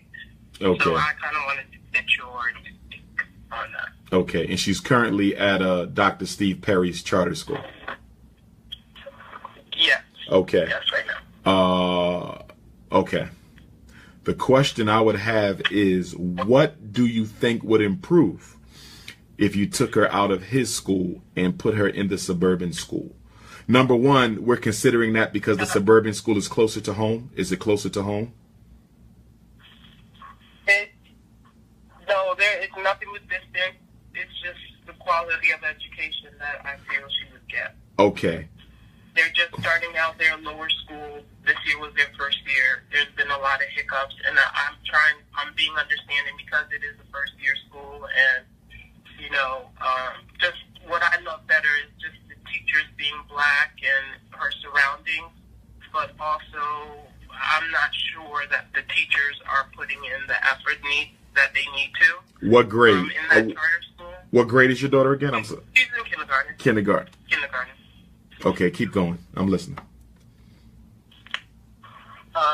So I just think, and the lack of funding that they're not getting, it's just, I feel like if she were to go to the other school, she would just might get a better quality education. I'm trying to wait it out, trying to give it a chance, but I'm not sure. Okay. Just wanted to get your opinion. Okay. Couple of things that you have to consider. Number one, she's surrounded by her own people now. She's a baby. If we put that beautiful black child in a white school, we also have to be prepared to deal with the ramifications of that. They're definitely, just through the images, she's going to be taught that white is right. There's the whole I'm different that she's going to have to deal with too. God forbid if she's mistreated for being different, which is also a possibility. You know, not as great a possibility if she was a black boy, but being a black girl, I always worry about the psychological alienation and inferiority complex that a lot of black girls suffer from when they go to predominantly white schools. If you look at a lot of girls, a lot of our daughters who go to predominantly white schools, they have the green contacts, they want the blonde hair, they want to look white because they look so different, and they already live in a society that teaches them that everything black is ugly, especially black women. So I'm concerned about the psychologicals, because whatever you put in the brain, you can't take out of the brain once it's there. So that's my biggest concern about the suburban school. The other thing too, believe it or not, as someone who's evaluated a lot of children in both charter schools, ghetto schools, independent schools, African-centered schools, home schools, I've done it all. And don't get me wrong, you got some good white private schools, just like you got some good black charter schools. But by and large, I believe that the improvement in education that is often attributed to putting a black kid in a white school is not due to the education. It's due to the context and the culture in which it takes place.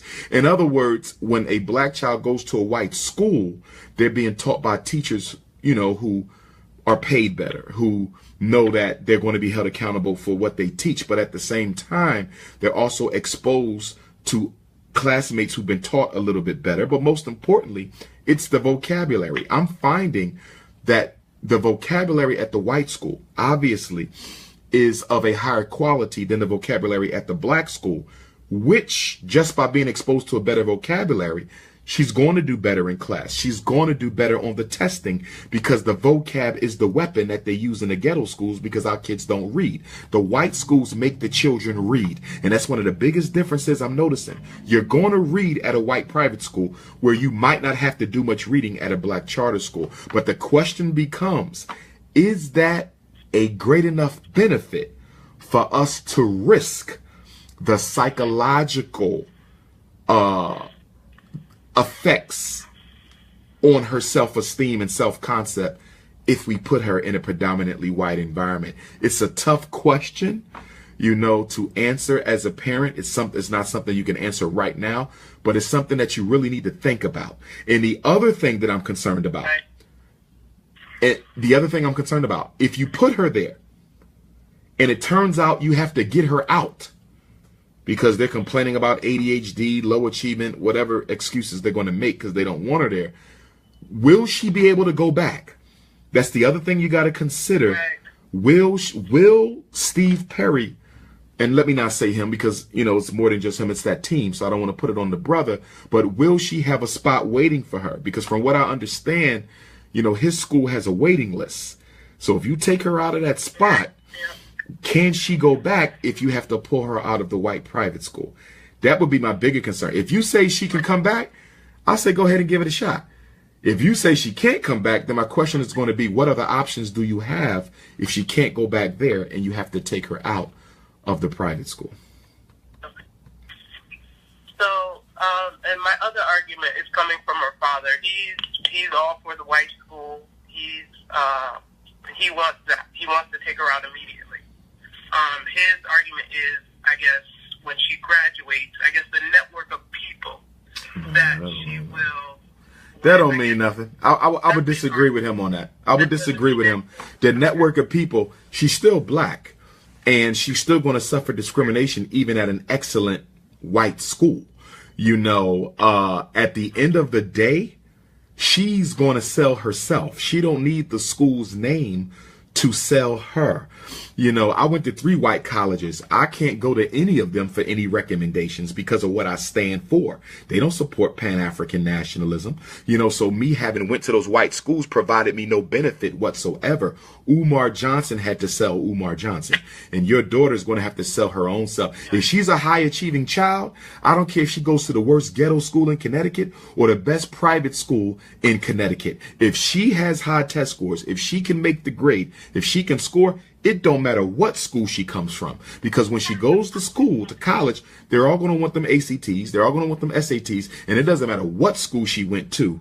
You know, if she has the score, she's going to get the opportunity. So I disagree with him about the whole network piece. You know, it's just like joining a fraternity or a sorority. You know, if you didn't really make much of yourself, the fraternity and a sorority can bail you out a little bit. Those connections can help you. But guess what? If you're the best at what you do, if you're at the top of the class, you don't necessarily need to belong to a fraternity or sorority to make it. So it ultimately comes down, you know, to how well, you know, we raise her and how well we see to it that she's educated. That white private school is not a necessity in her success. I would disagree with him on that. Oh, thank you. I might have to take him to Hampton and have this discussion with him. Definitely. But, you know what? Bring him. Can you, if you can, bring the father out to my lecture in Hamden on Thursday. Bring him out. Just let him hear me. It's text me. I'm going to give you my cell number. Text me and I'm going to send you the flyer. It's at a banquet hall in Hamden. I don't have the address in front of me. My cell number is 215-989-9858. 215-989-9858. Last question. All right. Good morning. Hold on. No, not last question on the call. Last question for my parent. Your daughter, is she richly melanated? Is she light-skinned? And the reason I'm asking you this is because if she's a richly melanated princess, I really wouldn't put her in that white private school. If she's light-skinned, it ain't going to be as bad. But I've noticed that the darker our children get, the more difficult time that they have in these white private schools. No, she's lighter. Yeah, she's lighter. Okay, she's a little lighter. So it won't be as hard on her, but you still got to deal with that whole psychological inferiority piece that's going to come by being surrounded with white folks who think they're God's gift to the earth. Again, it's going to come down to what options we have if we have to move her. That's what it'll come down. For me, that's what it would come down to. If I got options, if this doesn't work out, I might try it. You know, if I don't have any options, then I think I might have to give Steve Perry another year. Okay. All right. Thank you so much. I appreciate your time. Thanks a lot, sister. No problem. Good morning. Good morning. Where are you calling from? Maryland. Maryland. Go right ahead. Yes, sir. I wanted to ask a question about ID. About? My question is ID, intellectual disability. Okay. Yes. I have a friend who has a child that is delayed. And my question, well, delayed according to the school and the test that they give. What grade is the child? What grade is the child? What grade is the child? The child is currently in the 4th grade, should be in the 5th grade. What grade was the child when they evaluated? What grade was the child when they evaluated and said the child was intellectually disabled? What grade? Kindergarten. Wait a minute. You're telling me that they told you your child was intellectually disabled in kindergarten. That's what you're telling me. Yes, sir. Okay. It wasn't my child. It was my friend's child. Okay. Yes. Since then, he was on an ID. Okay, that's insane. And my question to you, sir. It's insane. Go ahead. I'm sorry. No, I just said it's insane. Absolutely insane. But go ahead. My question to you, sir, I started to help my friend by attending some of the IEP meetings because I had some experience with IEP meetings with my daughter. And I noticed that the Welsher scales and the different tests that they give the children produce the results of cognitive and adaptive behaviors. And I'm not really sure of all of that jargon. But my question is it possible that children can be diagnosed with intellectual disability, which from what I read is another way of saying mental retardation? Yes. Incorrectly. I honestly feel that because this child is delayed, it's because he had minimal help during the age that he needed it. And I feel that over time, when a child is not really worked with on those behaviors,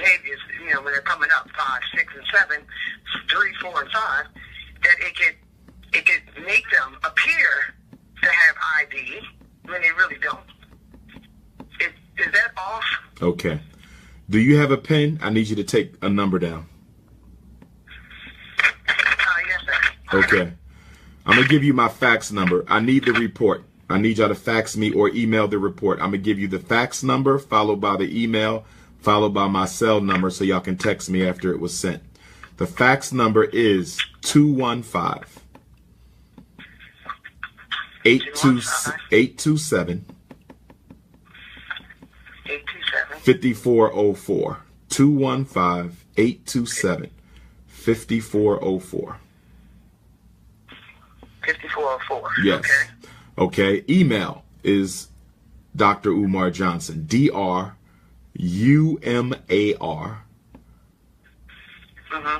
JOHNSON.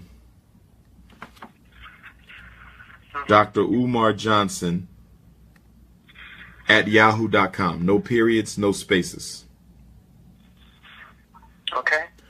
My cell number 215-989-9858. 215-989-9858. Now, one of my policies as president of the National Independent Black Parent Association, whenever we have a parent anywhere on the planet Earth, because this problem goes on in Canada, Europe, and everywhere else, whenever our children are diagnosed or classified as intellectually disabled, and you are correct, it is formally known as mental retardation.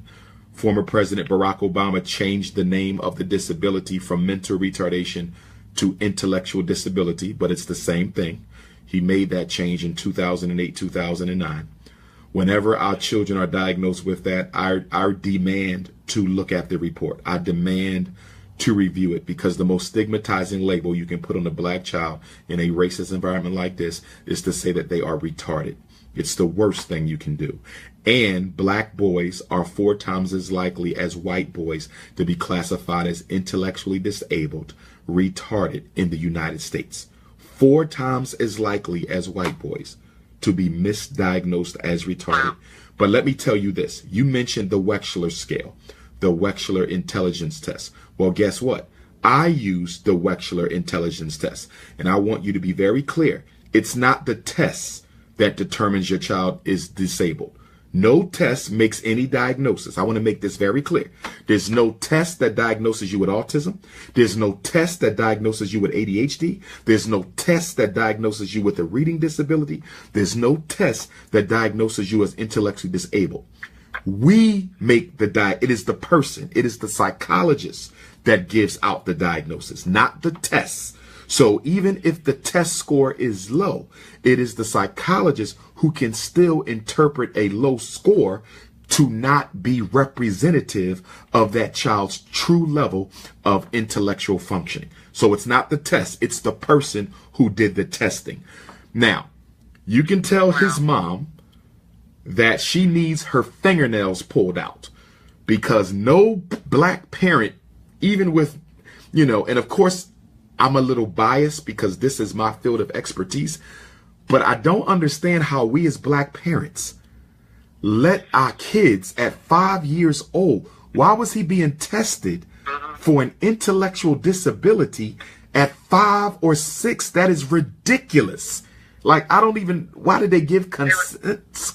Why was consent given for that? From what I was told, it was due to the child being defiant in school. They weren't really paying attention.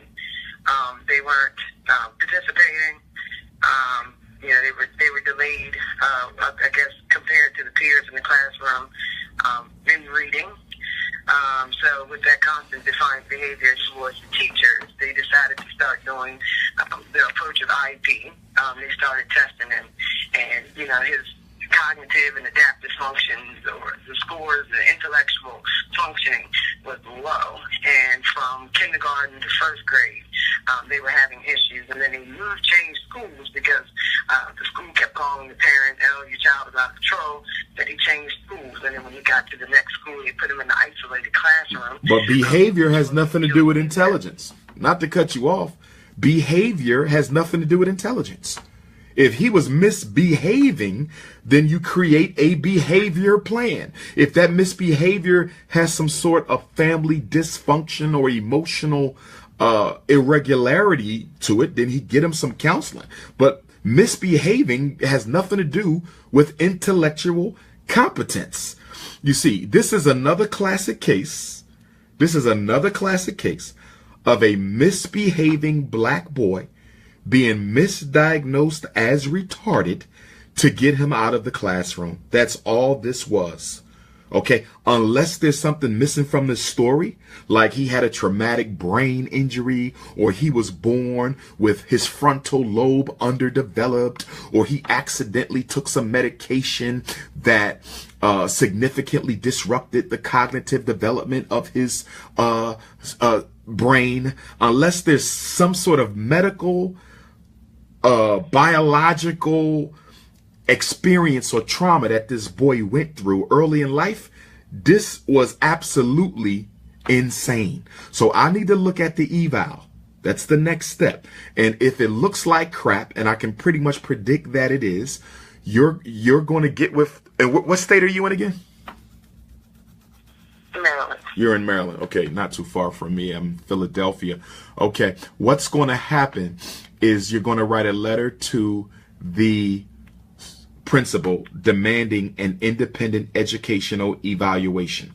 An independent educational evaluation is a right that parents of special ed students have to get their child retested to determine whether or not the initial evaluation was accurate or not. So we're going to be requesting an independent educational eval, and you're going to contact the Association of Black Psychologists so we can find out who's going to do the testing for us, because we're not going to use a white person in this case, and we can get this reversed. And after we get it reversed, because he's been subject to a special miseducation for 3 years because they think he's retarded, the family is now entitled to compensatory education, which means the school district is going to have to put money in a trust fund in order to reverse the negative effects of this young man having been placed in a program receiving inferior education on a misdiagnosis. So we're going to reverse the diagnosis, and then we're going to get paid. Now, the money is not going to go into the parent's hand. The money is going to go into a trust fund, and the parent will be able to pay for counseling. Yes, pay for counseling, tutoring, a private school, whatever she deems necessary to counter the effects of this misdiagnosis. The good news is we caught it early. It's still been too long. 3 years is too long, but it's better than 10 years. It's better than 12 years, because I've had kids who've been misdiagnosed for 12 years as retarded. But my question to you is, you're the friend of the parent. Why are you making this call? That's correct. And why isn't the parent calling into me this morning? That's what I want to know.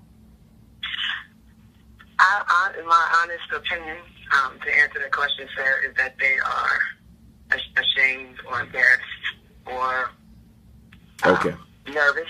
Okay. I understand. They have gotten a lot better. I can understand. They do. I have definitely brought them to your teachings that I've seen, and they are starting to become more well versed. This child is significantly delayed from what I've seen.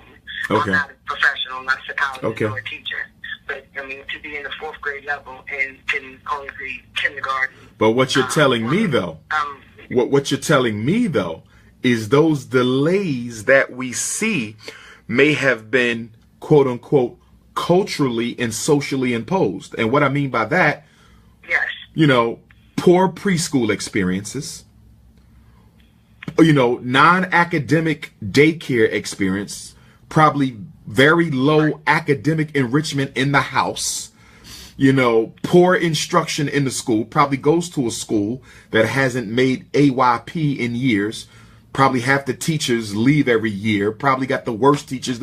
I mean, there's probably reasons to explain those delays. Yes. You would agree with that? Yeah, most of the delays that I feel that I've seen are environmental factors. Exactly. They're not really like something that happened to him medically. So, no, sir, I'm not leaving out anything medically. I really think that he just didn't have the good coaching. And then also there was a period of time where, you know, the family was just like, I don't know what to do. You know, they just don't get it. And, you know, they probably just didn't work with them after a certain point in time. So, so when I, noticed it and I came aboard, I just wanted to, speak to you and just to see if I was kind of off, because there are a lot of things that this child can do, but they don't display that when they get to school. So Right. I do think that there's counseling there, because they don't always speak. They also kind of display some behaviors of selective mutism, which a lot of people don't know anything about. They selectively choose when they want to participate in certain conversations and things of that nature. So there's definitely some intervention that's needed. I just don't really know what to tell my friend. You know what I mean? Got you. No problem. So let's get on that. Get that report. Fax it to me. Text me. Doc. We faxed it or we emailed it, either way. And if you faxed it, I need to know the area code that it was faxed from. So the report was faxed from area code 412, for example, and the child's name is so-and-so. So I know who I'm looking for. And if you email it, it was emailed, child's name is so-and-so, and it was sent from this email address. I'm going to look at the report, and then we're going to have a conversation. But I want to commend you. I want to commend you for caring enough to call in today. Because had you not made this call, that young man could have spent the rest of his life being subject to being called retarded, thinking he's retarded. And I'm going to tell you, I've had cases of black boys and girls who've been told that they were retarded for 12 years. And even after they find out they're not, they still believe it because it's a conditioning. It's a conditioning. Information doesn't change conditioning. When you're conditioned to believe you are inferior, you cannot change that just by somebody telling you you're not. So I'm glad you caught this when you caught it. It's a damn shame. And this is no problem. So I look forward to getting that report and helping you guys work through this situation. Yes, sir. Thank you. No problem. No problem. Before I go to the next question, someone asked me, what is the call-in number? The call-in number is 857-232-0158, 857-232-0158, and the access code is 870-864-POUND, 870-864-POUND.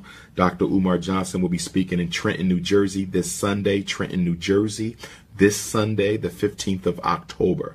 I will be speaking in Hamden, Connecticut. Hamden, Connecticut next Thursday, October the 19th.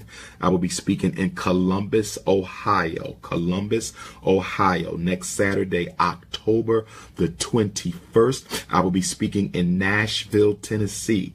Nashville, Tennessee, Friday, November the 10th. I will be speaking in Long Beach, California, for the Black Consciousness Conference at California State University, Long Beach, on Saturday, October the 18th. I will be in Atlanta, Georgia, the third day of Kwanzaa, Thursday, December the 28th, at the Shrine of the Black Madonna, 6 o'clock. Atlanta, December the 28th, Shrine of the Black Madonna. I will be in Houston, Texas, Shrine of the Black Madonna, Saturday, December the 30th, Houston, Texas, Shrine of the Black Madonna. Detroit, Michigan, January the 1st, last day of Kwanzaa, Detroit, Michigan, January the 1st, 2018. Tickets for Trenton, you have to call or pay at the door. Tickets for Trenton and Long Beach, you have to call or pay at the door. Tickets for Hamden, tickets for Columbus, tickets for Nashville, tickets for Atlanta, tickets for Houston, tickets for Detroit. You can get those at princeofpanafricanism.eventbrite.com, princeofpanafricanism.eventbrite.com. I still have to upload the tickets for Atlanta and Nashville. Atlanta and Nashville, I will have that up by the end of the week. Who has all that feedback on my call? Take it off of speaker and put it on mute. Thank you. Thank you. Thank you. We have to do something about this feedback. Okay, who has the next question? Next question. Dr. Umar? Yes, ma'am. Where are you calling from? Tallahassee, Florida. Me and my husband got to meet you when you were in Fort Lauderdale. Okay. A week ago. Yeah, but I have a question, since we do have a high schooler and younger ones, and I'm just trying to make sure I don't become the over fluttering mother intelligent, and I also don't want to, keep him in, or hold him back from, being able to make little mistakes or venturing out, because he is becoming subconscious too, and aware, just about who he is, about becoming a black man. But we were a little late in the game. So he's a senior this year, so I think I'm a little bit nervous about him wanting to go to college, and just, because he's predominantly white school. Uh-huh. So any advice on things I should consider, things we should be doing? Okay. Now give me that again. He's at a predominantly white school. What grade is he in? He's a senior. He's a senior. And you want to give me that piece again. I guess I just wanting to make sure that we are done right as being a parent of, a young man, a young black man. Just making sure that we, with the phones, or, like I said, his grades he's consistent A, B, and, we'll see C's in here and C's in there, but, he'll pick them up. He's consistent with his homework and things like that. Chores. I mean, I don't have no complaints. And I think I over-concern myself because he don't go out and hang out. He is okay with coming home. He'll say every now and again, hey, I want to go hang out with some friends, and we said it, and say, yeah, go ahead and hang out. But it's not like maybe once a month. Okay. Well, if we don't see any concerns, we don't want to make any. Has he expressed any concerns? No, I mean, I think y'all should speak with him, though. I think y'all should.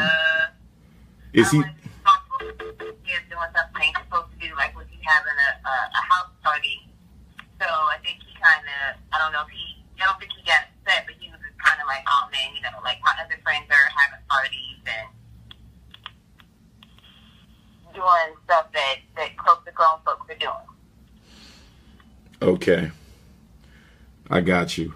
So I'm just trying to find a line where I'm trying to be over smothering and also help him prepare for the fact that he's getting ready to graduate and he got decisions to make on whether he wants to go to college, whether he wants to, investigate other areas. I just want to know, like, my position, what should I do more to keep him continue to pass when he's out of the home? Got you. Anything in particular that's concerning you guys, though? I mean, just like I said, like he has a group of friends. Most of them have already graduated, so they're out either living on their own or they still live with their parents, but they have a lot of freedom. Right. So but my only concern is that he don't socialize outside of school as much. And I don't want it to be because he thinks, well, my mom ain't, gonna go for that, based on whatever may be going on.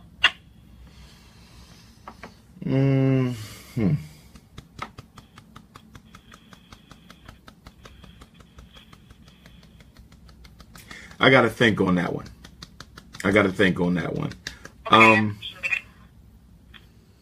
Because now, okay, you're saying he doesn't socialize as much as you think he should. I mean, I guess what I would consider to be, I'm also just becoming aware. Like, I just started following you this summer. So a lot of these things I was blind to, that are going on around us in the world and just on systematically as well. Yes. So, he's becoming conscious as well too. So even with going to college, I said, let's make sure that we are learning everything there is to know about, whether it's oppression or opposition, anything that we need to learn. That way you can have the best experience and that you're not wasting time. Got you. Yeah, I would just continue to talk with him about it, but it's not really seeming like it's a clear and present issue, but I would talk with him about it to make sure it's not an issue, Okay. And are you still doing, I know you did this past summer something with the teen boys. Is that something that you'll be Definitely. He'll definitely be able to do that this summer. In fact, I'm going to start working on that soon because I'm going to let the parents pay ahead of time so you guys don't have to pay it all at once.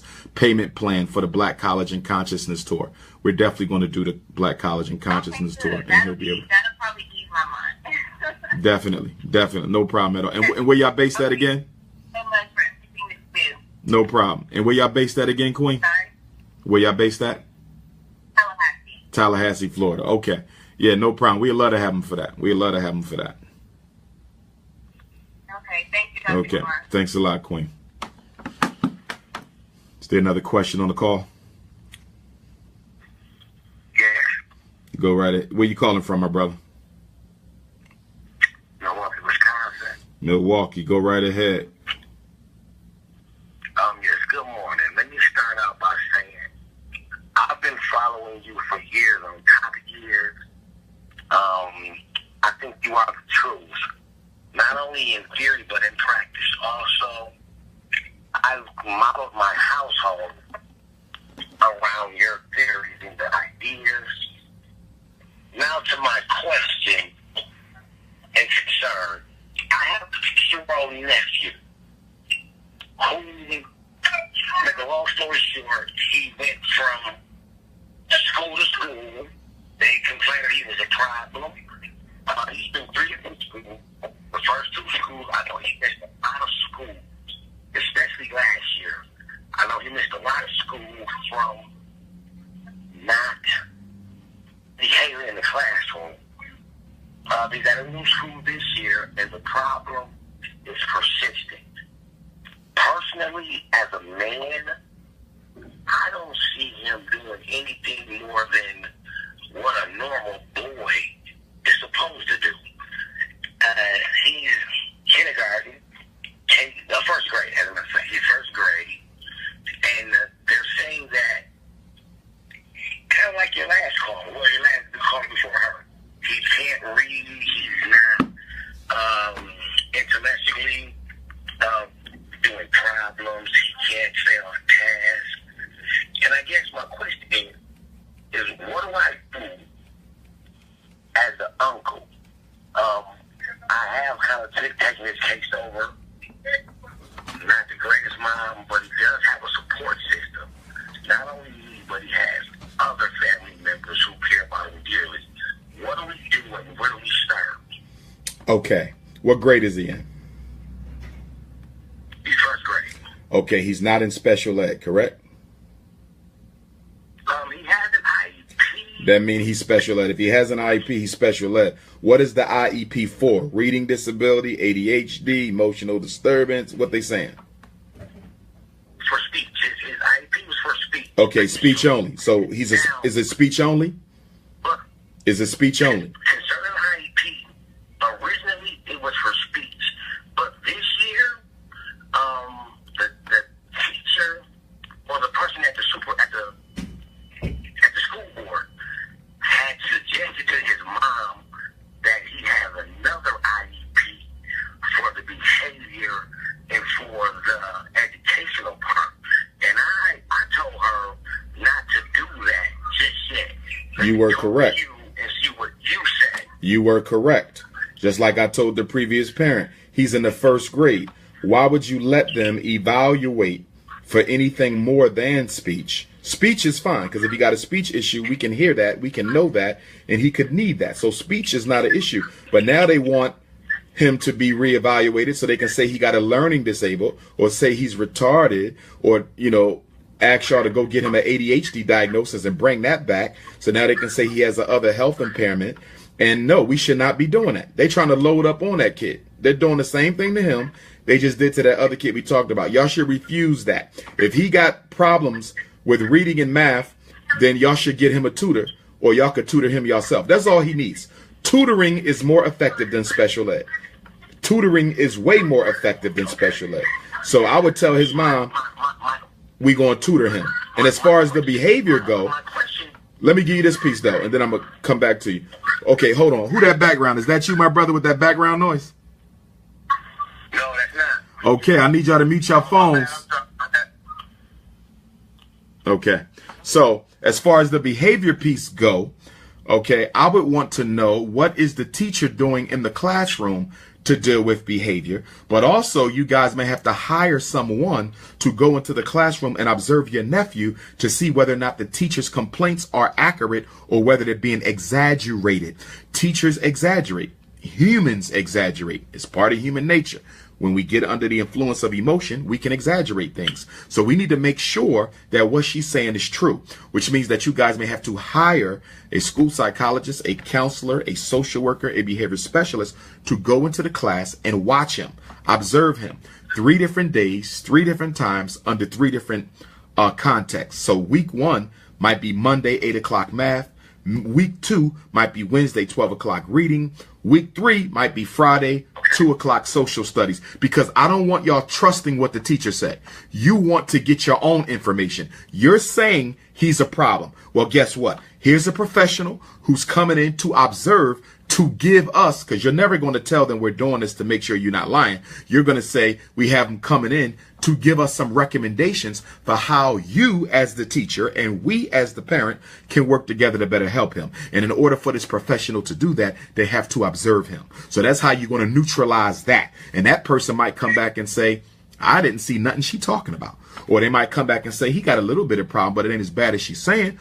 Or they might come back and say, hey, you know why his behavior is like this? Because that kid sitting next to him is the one triggering the behavior. Your son is not the worst kid in that class. It's 3 kids way worse than him. That's who they need to be focusing on, because it's their behavior that's influencing your nephew. In other words, they're going to give you a lot of background info on what's going on in that classroom that you could never know on your own. Okay, so y'all may have to do that. And it's not expensive. It's not expensive. You get a social worker, somebody, you might pay them, you know, $30 a session. You only need 3 observations. 3 1-hour observations is all you need. So y'all should spend no more than $200, $300 maximum for that. You know, so that's what you do on the behavioral side. On the eval side, we don't need your special ed. We're going to tutor him. And see, what I don't like about this, what I really don't like about this is it shows you how quick the quote unquote system is to give up on our children. 1st grade, you're putting a 1st grader in he just started school. He only been in school for kindergarten, and you're already so you're basically saying that there's nothing we can do to teach this child in the regular classroom. We got to put him in special ed. That's insane. They're telling us through your what they're doing with your nephew. They don't care about him, us, or no other black child. I would be embarrassed as a principal. Even if I wasn't Umar Johnson, I would be embarrassed to tell a parent that we've already given up on your nephew. We got to put him in special ed. That's the only hope. At 6 years old. That's a goddamn shame. But go ahead, my brother. You still there, my brother? Is anybody on the line? Did I just lose him or did I lose everybody? Uh-oh. Let me hang up and call back in. The FBI might be pulling another one of their tricks. Let me see here.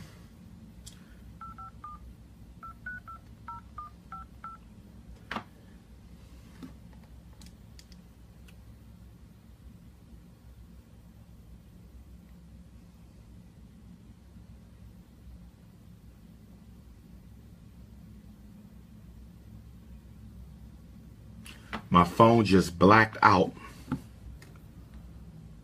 Something really weird is going on. That might be part of that new FBI report.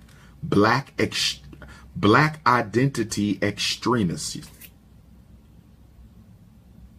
Okay, what's going on? Calling back in again. That's real crazy. That the call would just go out like that. It didn't even drop. It just went out. 6-digit conference code. Welcome to free conference calling. If you are the host, please enter your 4-digit host code. If you are not the host, please press the star key. We will now connect you to your call. There are 16 attendees in this conference. The host has joined the conference. Okay, I'm back, family. That was the FBI. You still there, my brother? My brother from Milwaukee, you still there? Did we lose him? The last caller, the uncle. The uncle. Are you still there? Okay, I think you might have to call back. I have to call back in to get reconnected. Okay, so maybe free conference call. Maybe it only lasts 4 hours, and I guess they might hang you up after 4 hours. Okay. The uncle, you back yet? I didn't get lost. Okay, you still there, uncle? Okay, the uncle gone. That's okay. Everybody mute your phone. We'll take the next caller till he calls back in. But parents, please, aunts and uncles, tell your brothers and sisters who you know ain't on a job. Stop letting 5, 6, and 7-year-old kids get evaluated for learning disabilities, ADHD, and retardation. You don't do that. You never do that. Speech, okay. Autism, maybe. Okay? Learning disabilities, retardation, and ADHD, you cannot prove those at an age that young. You cannot prove those at an age that young. Next question. They said that my son was ADHD when he was in kindergarten. It took me a long time to accept it. Then we moved out to the suburbs. Then they evaluated him again and said he was. Finally, really accepted it. So now he's 14. So of course, I get the check. So they denied him with the check, but it wasn't about the check. Now, since I've educated parents for these years, I said it's not about the money. It's about the resources that he needs. Y'all evaluated him. Y'all said he did. So let's go. Why would y'all all of a sudden stop and say he's okay when he's not okay, or per se not okay, for what they program my brain to know, of his actions in school and everything. So now I evaluate him downtown in Chicago. I evaluated him the first time, they denied him. Okay, so I appealed it. So I had my next evaluation pronounced here last week or something like that. We get there. She said, okay, I'm going to test him. Go ahead, go bring him in the room and do some schooling, testing. I said, okay. Sat out there for about 25 minutes. She called me back in there. She said, oh, did you notice that Nasir makes these noises with his mouth, with his voice? And I'm like, yeah, he's been doing that since he was a baby. She said, and he twitches, like he ticks, and I said, well, I vaguely see that. Sometimes I see that, but not as often. But I know he's been making a sound since he was little. I like jump up, and he outside. I'm like, what's that noise? What's that noise? So anyway, to make a long story short, brothers and sisters, they diagnosed my son with mild Tourette's. So I said, okay, let me Google something. I don't know if I was going to write Google or whatever, because you know how Google could take you. So the symptoms was like twirling around, not staying still, and then it kind of went into ADHD. And I'm like, okay, so how does ADHD connect with Tourette's? So I got lost from there. And then I went to the IEP the other day. So I'm totally confused. And I asked the people, who can I bring in to stand with me to advocate? Because I'm being educated. Now I got a whole other thing on my brain. Now my son has a mild Tourette's. Like he's in the 8th grade. They said that he needed ADHD for services, so he'll be able to adapt by the time he gets to 8th grade, going into high school. So now I'm like, okay, so I'm been standing. I'm his advocate all day to the last hour. But at the same time, who can I get to stand with me for me to get more educated on, okay, how come they didn't see that long time ago? Who do I trust? I'm listening to Dr. Umar, but who do I trust? I'm getting educated on. Now I have to educate Nasir. He has to educate himself.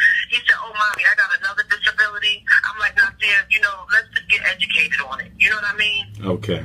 And that goes into more behavior and things like that. So what do y'all think, long story short? Because I know Dr. Umar is still on. Yes, I'm still on. I'm here. I'm here. Now, what grade is the kid?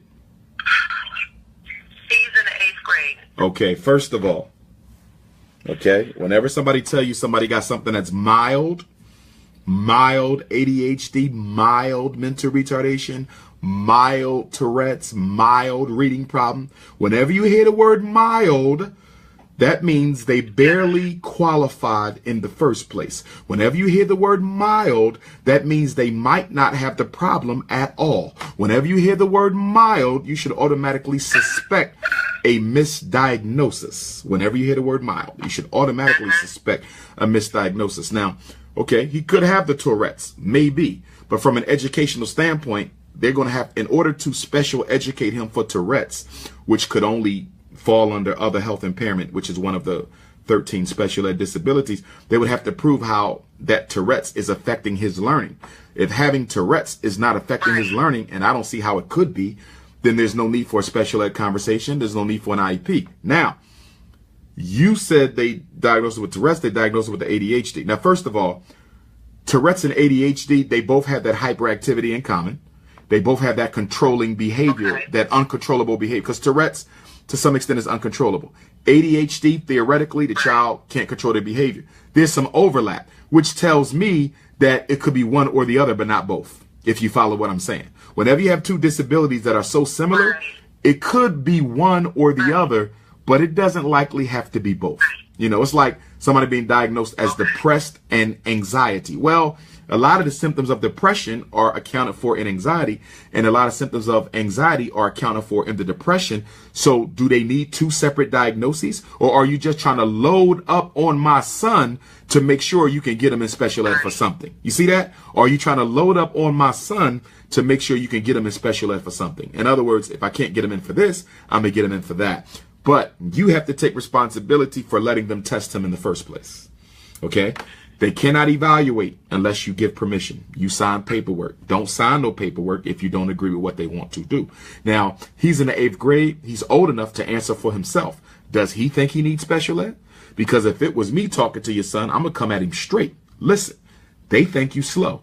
If you don't think you slow, you better start proving it in your classwork. Because if you don't pass these classes, if you don't get at least a C or a B minus the next marking period, I'm going to let them put you in special ed. I would be real straight with my son. If you don't want to be in that special class, if you don't want to ride on that special bus, you better show me something this report card period. If them grades ain't what I need, you're going in special ed. I would straight threaten him with it. If you're sure he don't have an issue and you know that this is motivation and effort and poor education, which is what it is most of the time, I would go ahead and I would put him on the spot. I would, if it was my child, and I know ain't nothing wrong with my child, and I know all this is a bunch of nonsense because he ain't acting right or doing what he need to do, I'm going straight checking. The next report card, if it ain't what it need to be, you going in that special class. And he's been telling me, like, we just had the IEP meeting, and he just was telling me, Mommy, I'm going to come to the meeting. I'm going to tell him I don't want to be in it. I don't want to be in it. So now he's at that age where he's really expressing himself like, I don't want to be in it. He's getting very good grades now. Betty Shabazz felt him down here, but that's another story.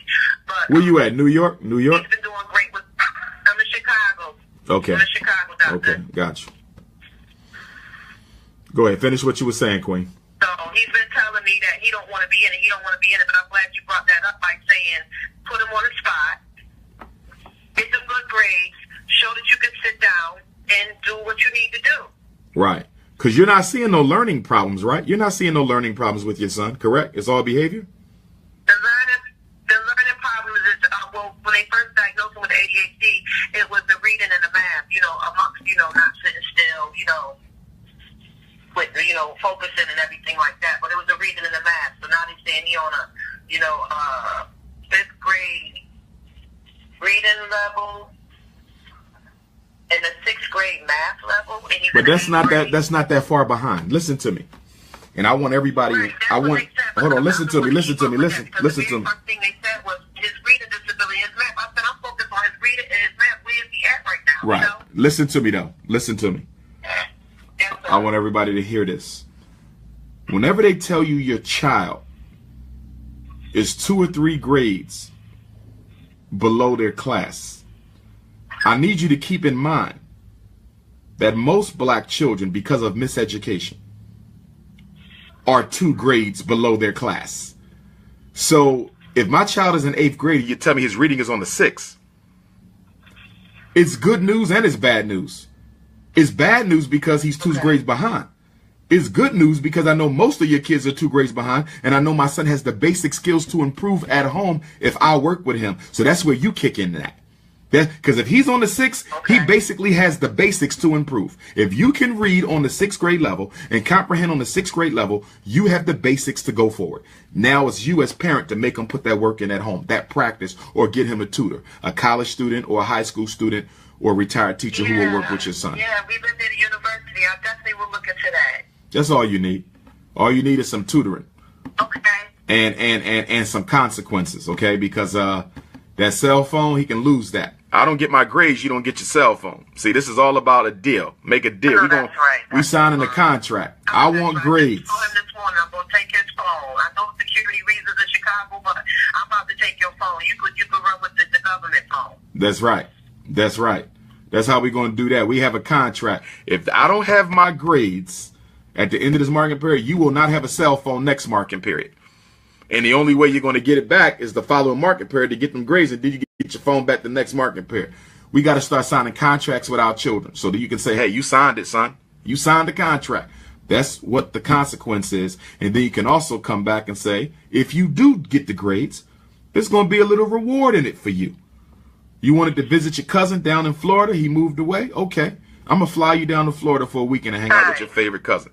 You know, stay away from money, stay away from expensive gifts, find other more creative ways to reward our children.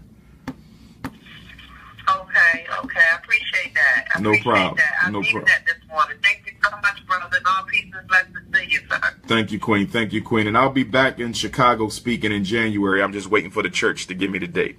Okay, I'll keep us posted. Keep us posted. Definitely. And Chicago not out the hunt for the school, too. Chicago's not out the hunt. I got a realtor up there. He found one school for me. There's a church in Chicago that's renting out the school portion of the church.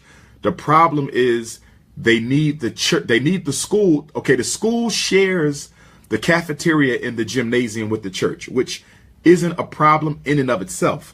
But the realtor told me that the church needs the school in the evening and on the weekend. And I said, there's no way I can have a school that I can't use after 5 o'clock or on Saturday and Sunday, because my school concept, you know, we got after school, before school, we got weekend academy, we got rites of passage. We ain't no 5 days, 35-hour a week school. I need, if I'm paying this money to rent this school, I need full access. And with the one school we had in Chicago, it didn't happen because the church needs us going by 5 o'clock every day. And I just can't agree to something like that. But he said he has a few other schools for me to look at in Chicago. So we're going to see what happens.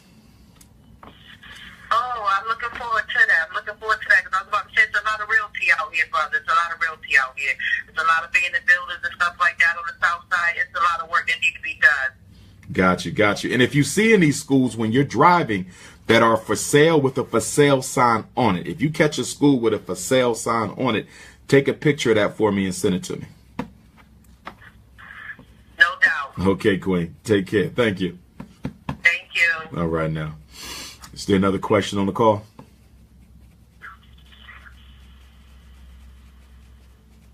Real quick. Yes, sir. Where you calling from, my brother? Where you calling from? Calling from where? It's the same brother from Fort Lauderdale. Yes, sir. I just wanted to get that information of you said the Independent Black Teachers Association? NIBPA, National Independent Black Parent Association. National Independent Parent? Independent Black Parent NIBPA, National Independent. Mute your phones, family. Mute your phones. Mute your phones. Somebody just got on the call with some background noise. Mute that phone. National Independent Black Parent Association. All right. And that's me. That's my organization. That's me. And we'll be having our next training in January, and it's probably going to be in Georgia or Florida, so you might be very close to it. All right, but just repeat it for me one more time. Sure. NIBPA, National Independent Black Parent Association. All right. Appreciate that. And you have a chapter over here in South Florida, or you just... South Florida. I do have a brother working on a chapter down there. I could put you in touch with him. I could put you in touch with him. He's not in Fort Lauderdale. He's about an hour away, one of those beaches. Delray Beach or one of those Yeah, types. I think Petersburg, he's in the juvenile system. You know, speaking out there. Nah. I spoke out there, but nah. He He's not in the parent association yet. We expected him to come in though, but not now. It's another brother who was at the Detroit training in June. All right. Okay, then. That's all I need to know. And I can find this online, right? You can get it from me. Just text me. 215-989-9858. Text me, and what I'll do is I'll lock you in. And once I have the info, I'll just send it to you. So 215-989-9858. 985. I appreciate you, brother. Got you. No problem. Please, blessings. Thanks a lot, bro. Is there another question on the call this morning?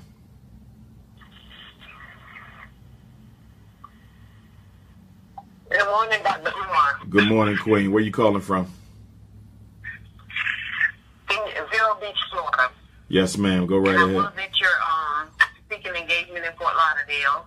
Okay. I have a question. This evening at 6 o'clock, our county school board is going to host their school board meeting, and we're having like a sit-in because, as I mentioned to you before, the problem in the Indian River County, we're supposedly the number one most segregated county in Florida. And if you remember, we got an issue with the Confederate flag. Students at the high school parading the Confederate flag, intimidating, other students. And today we're going to, go to the school board meeting and address some of the issues. We've been addressing the issue, but just, before we end this call, what type of action plan would you say that we need to do to address this issue? And this is specifically about the flag? Or something else? Flag, yeah, the wearing of the Confederate flag. Oh, yes. The school, the students, predominantly white or predominantly black? The school is predominantly white school. Okay. All right. Here's the thing. You cannot wear, children have freedom of expression, including clothing, but you can't wear anything that disrupts the educational process. White kids wearing a Confederate flag in school, that's racist towards black people. Confederate flag represents slavery. Confederate flag represents genocide. Confederate flag represents dehumanization. Confederate flag represents mass murder for black people.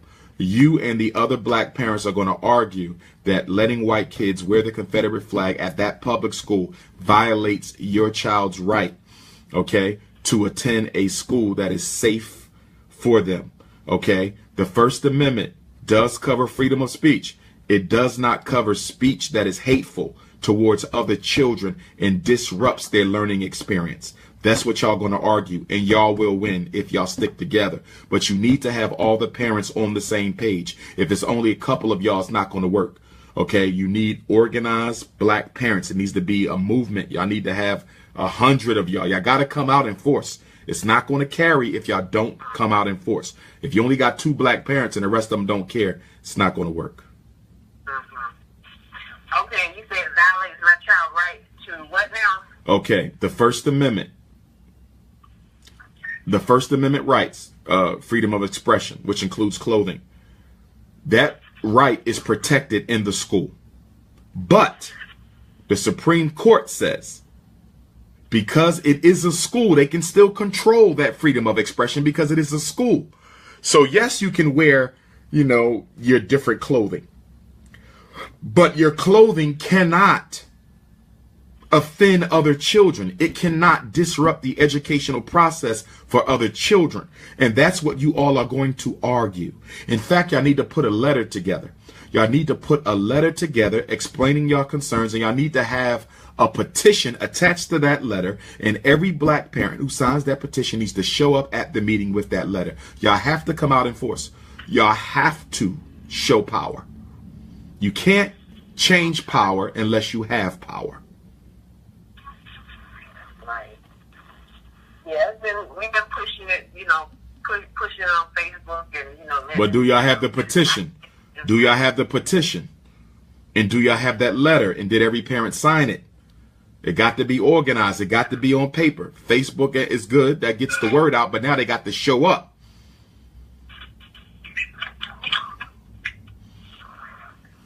Hello? Yes. Is this Dr. Umar? Yes, hold on 1 second. The parent I was talking to, are you still there? Florida, you still there with the flag? Okay, I guess I lost her. Go ahead, sister. Where you calling from? I'm calling from Memphis, Tennessee. Memphis, Tennessee. I will be in Nashville, Tennessee, speaking on Friday, November the 10th. Go right ahead. Yes, Dr. Umar, I have a daughter. She's 8 years old. She's been dealing with a speech problem ever since she's been born. And it's like she's very behind in her reading. It gets very, I get very discouraged because I feel like I'm doing the same thing over and over as far as like practicing with her. And like, what else can I do to better my child? Because it's very stressful for me. Okay, you said she has a speech impairment. And she's struggling with reading. Is she struggling with reading, or is she just struggling with... Say that again? I said she's struggling with reading very bad, Dr. Umar. But is she struggling with being able to read, or is she struggling with being able to recite? In other words, I can read without talking. If your daughter reads without talking, is she okay? In other words, we have to separate her reading ability from her speech impairment. In other words, she probably can't read aloud, but can she read silently, or does she even have a problem with reading silently? Yes, she has a problem with that too. Like, she's able to do just like small words. And it's like, you know, I'm doing the flashcards. Like, what grade? What grade? That I can do. What grade? And that's another thing. My daughter, she's in the 2nd grade, and she's supposed to be in the 3rd grade. Yeah, but she's young. She's young, which means you got to work with her more. You have to. She's a baby. I would argue that she probably simply didn't get her basics. That's all this sounds like to me. It could be more. Okay, but normally when I get this type of situation, having not saw your child, it normally means she didn't get the preschool experience she should have got. She didn't get the early academic enrichment at home, possibly, that she shouldn't have got. Daycare probably was all about toys and TV. No academic there. Your daughter didn't have a strong foundation. So you're starting from scratch, but she can catch up if you work with her. Okay? Phonics, the letters, you know, the small words. You're going to have to put the work in. If you rely on the school, she'll never catch up. If you rely on the school to do this, she'll never catch up. 2nd grade, I have total faith that you can get her up to grade level. You got to work with her. Positive encouragement, build her self-esteem. Reading is very much associated with self-esteem. Okay, so you have to encourage her. Good job, good job, good job. Watch the critical talk. Okay. Also, the speech pathologist, make sure the speech pathologist is working with your child as well. I suspect that she feels a little insecure about her speech problem, and it's affecting her reading confidence. Her speech problem is affecting her reading confidence. She is way too young, in my opinion, for us to be looking at anything other than working with her more. She needs more time on task, repetition. Repetition, them letters, those words. Make sure she can sound out every letter. Start putting them together. C and A and B, and C, A, and B. That's cab, and B, A, C is back. Drill her. Go hard. Reinforce her. Get a tutor, you know, if you don't have the time, because you might have to work, so be it. Get her a tutor. Do not leave it up to the school. Too often, our parents, not you, this is not you, but too often, our parents are so lazy that they never think that it is my job to close this gap. Your daughter is in a race. She's going around the track. Okay. She started in the race slow. All the other kids are ahead of her. So you have to coach her to catch up. And at 2nd grade, there's no reason why she shouldn't finish this school year on grade level, because 2nd grade, you know, grade level expectation for a 2nd grader is knowing your letters, being able to put them together, knowing your syllables, your sounds, and your, 3 to 5 letter words. That's 2nd grade, so you just got to work with her more. You got to work with her more, or sometimes we have to recognize that we're not the best person to tutor our kids. Let me say that again. Sometimes we have to recognize that we are not the best person to tutor our children. Okay. If your expectations are too high, you're not the person. If you're kind of critical with your tongue, you're not the person. Because I've seen parents destroy their kids' self-esteem by working with them at that kitchen table. That kitchen table can be one hell of an experience for a child who got a parent with a very condemnatory tongue. So you might got to pass her off to somebody else. Right. Dr. Umar, thank you so much. No problem, sis. Good luck. Hi, Dr. Umar. Yes, ma'am. Where you calling from? Hi, my name is Thomasine. I'm calling from New Jersey. New Jersey. Yes, ma'am. I'll be in Trenton on Sunday, New Haven, Connecticut next Thursday. Go right ahead. Okay. I just want to thank you for this opportunity to be able to listen to the teleconference and also be able to speak and ask questions on any concerns that the parents are having. I've been listening the whole time, and this has been very helpful to me. And at the same time, I feel kind of bad because my son, he's in 8th grade now, but he was experiencing behavioral issues from what the kindergarten teacher said in kindergarten. I was constantly getting calls home about him misbehaving in kindergarten. And also, I noticed, too, that he was having a challenge making friends. So I started Googling, how to help my son to make friends so he wouldn't be a loner. And the thing that kept popping up was ADHD or ADD. And I said, oh, no, my son couldn't possibly have that. So I kept researching. And that was the thing that kept popping up all the time. So, and then when I decided to look into it, and I looked at the signs and symptoms, and I realized that some of the signs and symptoms that was listed, I kind of saw in him. So I spoke to his pediatrician, who's a very good doctor, and she gave me referrals for him to go to neurologist and have other testing done just to rule thing out. And when he was diagnosed with ADHD at 6 years old, and they said it was extremely mild, and it never really affected his learning. He reads a grade level, and he was giving all A's and B's early on, and it just saddens me to hear now that for you to say that it's a possibility he could have been misdiagnosed. And one of the things I researched when the child is diagnosed, that you should educate your child, and that's what I did. I tried to educate him, and now I feel bad the fact that I still share that information with him when he could have possibly been misdiagnosed. Now here it is, he's in 8th grade. I'll have him evaluated every 3 years so he can get service to school. He has a 504 plan that I fought tooth and nail for him to get all the accommodations that I wanted. And from what the school tells him, we never put a student these many accommodations on the 504 plan. We went over and beyond for your child. So now here it is. Like I said, my son is in 8th grade, and he's believed the things that I educated him about. And now I kind of feel like he uses it as a crutch for instance, I was upset with him yesterday. He had homework that he had to do over the 4-day weekend. And so we spent all day doing it because he had to do a report and other things. So then I needed to go food shop, and I said to him, well, you know what, I'm going to go food shop because it's getting late. And it's getting late, and I need to get some food in the house. I was trying to wait for him so he can go with me. So I went out and went food shopping. I was gone for about 4.5 hours because I had other errands to run. I come back. Now, mind you, he had an essay that I checked.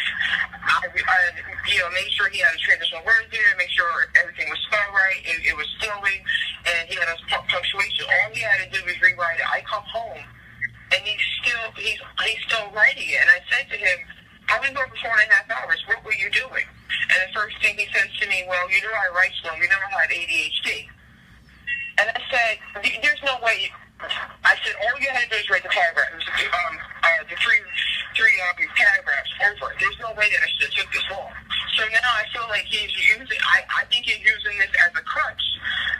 Because when he's been educated, plus they're educating the 8th graders in the school, the first semester of school, and I feel like he uses it as a crutch where I really feel it's like the lack of motivation. Right. Yeah, he's definitely using it as a crutch.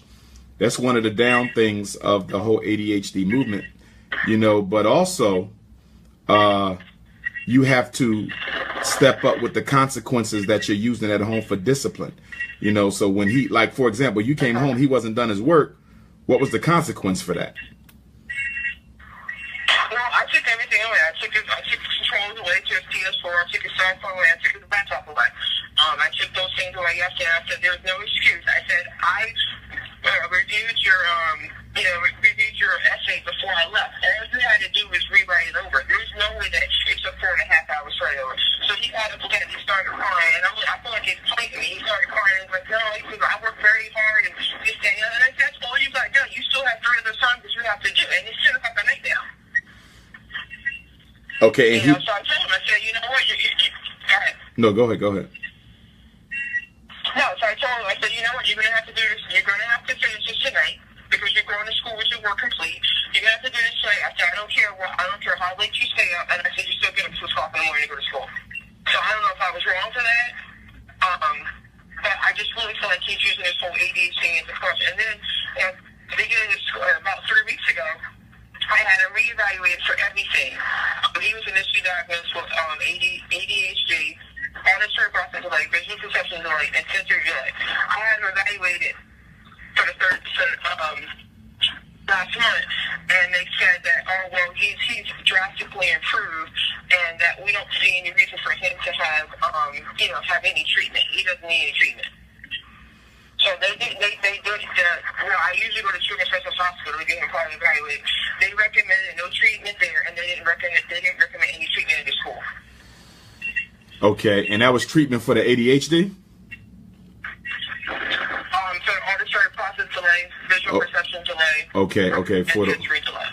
Okay. So at one point, he was getting OT, speech, and PT. Okay, and do you agree with that? As far as the speech is concerned, I definitely do agree with that. It was actually more pragmatic anyway. I mean, he's a fluent reader. He has a great vocabulary. He's an excellent speller, and that's due to me working with him a lot when he was younger. Okay. Working with him through over the years. But the only thing I think that I disagree with is I guess it would be the OT for sensory delay because he has weak upper body strength. Okay, because whatever you disagree with, make sure you fight for that, because you can appeal any decision that they make. Right. But I think for the most part, I think it's just due to lack of motivation. And I used to work with my son a lot, and I've kind of slowed down within the last 2 years because he doesn't seem like he has the motivation, and it has become an argument. And I was listening to you earlier, if you're the parent that has high expectations, or if you're the parent that that can be critical of your child, then you don't need to work with them. And I can honestly admit that I fit that criteria when it comes to them. So now I feel like I do need to bring someone else in, to help him with his math, because he needs help with math. I'm not that good at math myself. I went to college and I pushed all my math classes off to my last year in college. Gotcha. So I definitely need to get a tutor for him when it comes to math. But the problem is, right now I'm unemployed, and so I'm not in a position to afford to pay for a tutor. Gotcha. And we bump heads when I try to work with him. Gotcha.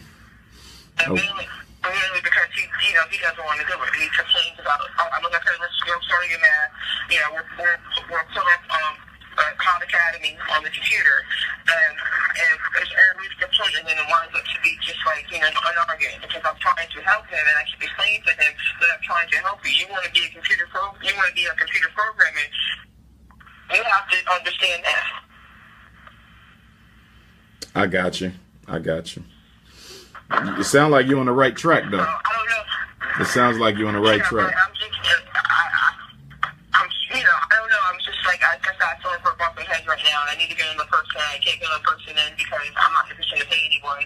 There's college right now too far for me, the university I can go to and ask a student there to get tutored my son. So I don't know what else to do. Like, I don't know what else to do to try to motivate him. I constantly talk about education, important education. I've been doing that in terms of he was young. When we ride by people that, I try to educate him and use it as a teacher moment. Like there was one time, there was a guy that was homeless, and he said to my son, make sure you're in school and get an education so you don't have to be like I am. Right. So I don't know. I guess my question is, like, what can I do to work with my son to help clashing. Okay. The clashing is no need to argue, no need to negotiate. You're the parent. The way you do this is with behavior, which means you have to stop the conversations and you have to start administering the consequences and the rewards. That's what this is about. You sit them down. This is the new behavior plan. Put the chart up there. When you don't do what you're supposed to do, this is what happens.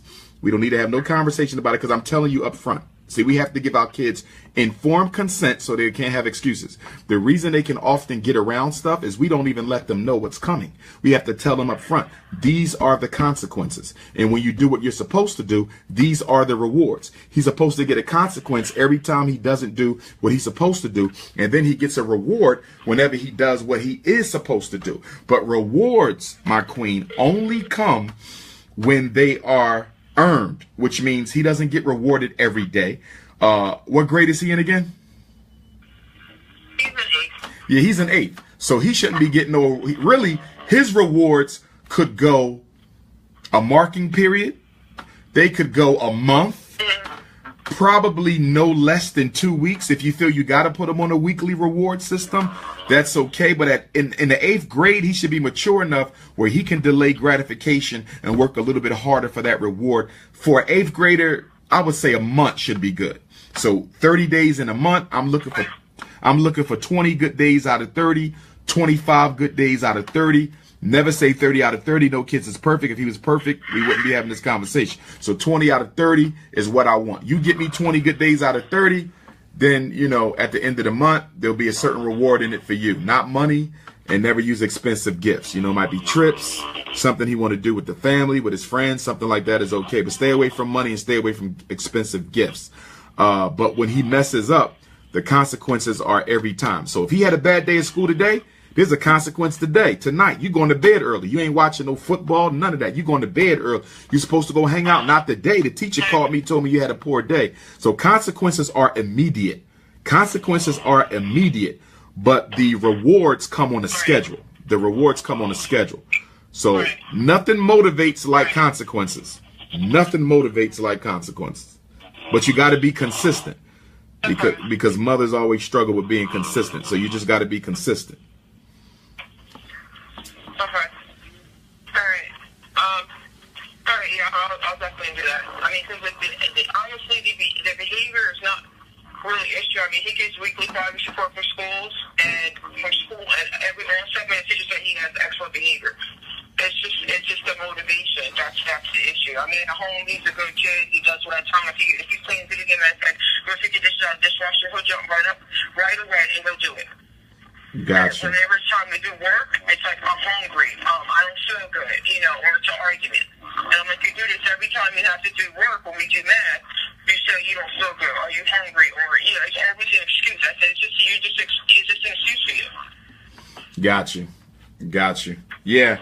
You're going to have to be that motivation. You're going to have to be that motivation. I'm sorry. No, go ahead. I need y'all to mute your phones. I'm hearing somebody on a motorcycle. Somebody's. Hold on, Queen. Hold on. Whose background is that? Is that your background, sis? With all the noise, the motorcycle? Is that you?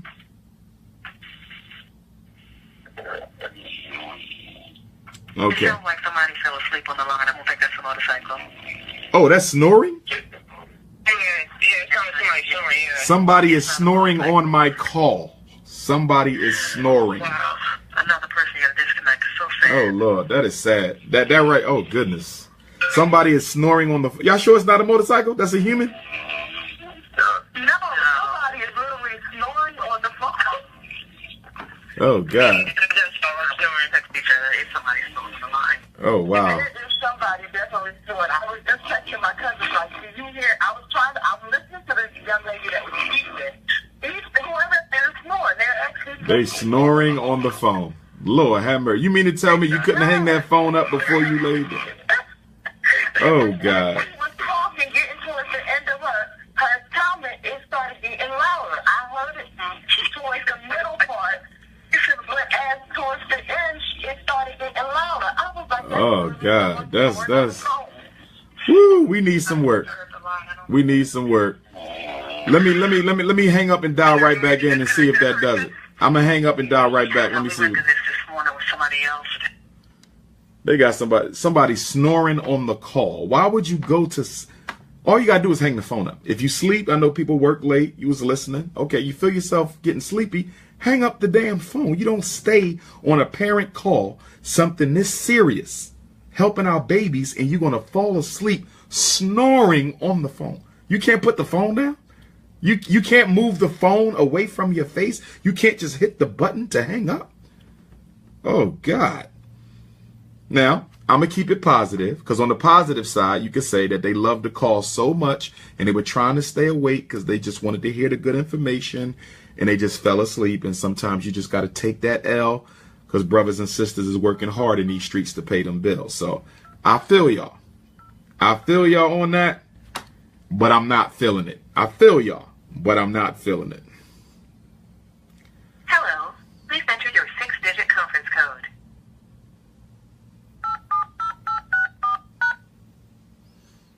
Welcome to free conference calling. If you are the host, please enter your 4-digit host code. We will now connect you to your call. There are 19 attendees in this conference. The host has joined the conference. Okay. Is he still on? Or is he... I'm still laughing. Yes, I'm still here. No, is the snore, the snore, is he still there? He gone? I don't yet. No, I probably woke up now because I don't hear the snore. Okay, he woke up. Somebody woke him up. Okay, gotcha. Okay, my second question was, I actually spoke to you last month when you was about, you were giving information, I forgot what it was called, but you were giving information to high school students about college last month, and I spoke to you about my son, the ability to school. Yes. I don't know if you recall. Okay, I did email you the school policy. But the situation now is, I think I told you that I had the NAACP involved, that I had a former superintendent / former commissioner of education involved. And they seem to be dragging their feet. They both seem to be dragging their feet, and they seem to be more appeasing to the school. My son was being bullied. I went to the principal. The principal just kept dismissing me and my son, disregarding our complaints. I worked on the chain of command in the school district, going to the superintendent's office, then going to the county superintendent's office. Finally, I had to file a complaint with Office of Civil Rights. I filed 3 complaints with Office of Civil Rights. I filed 7 complaints with the within the school, HIV complaint. Nothing still was done. The officer told me they couldn't intervene right away. It takes about 6 months to investigate. So they're still actually investigating. Meanwhile, my son's still being bullied by 13 students. 2 of the students, which are their parents, are board members. And I actually had to call the police up to the school, had the police come up to the school, sign a complaint against 4 of the students. I just went to court last month with 1 of the students that was found guilty.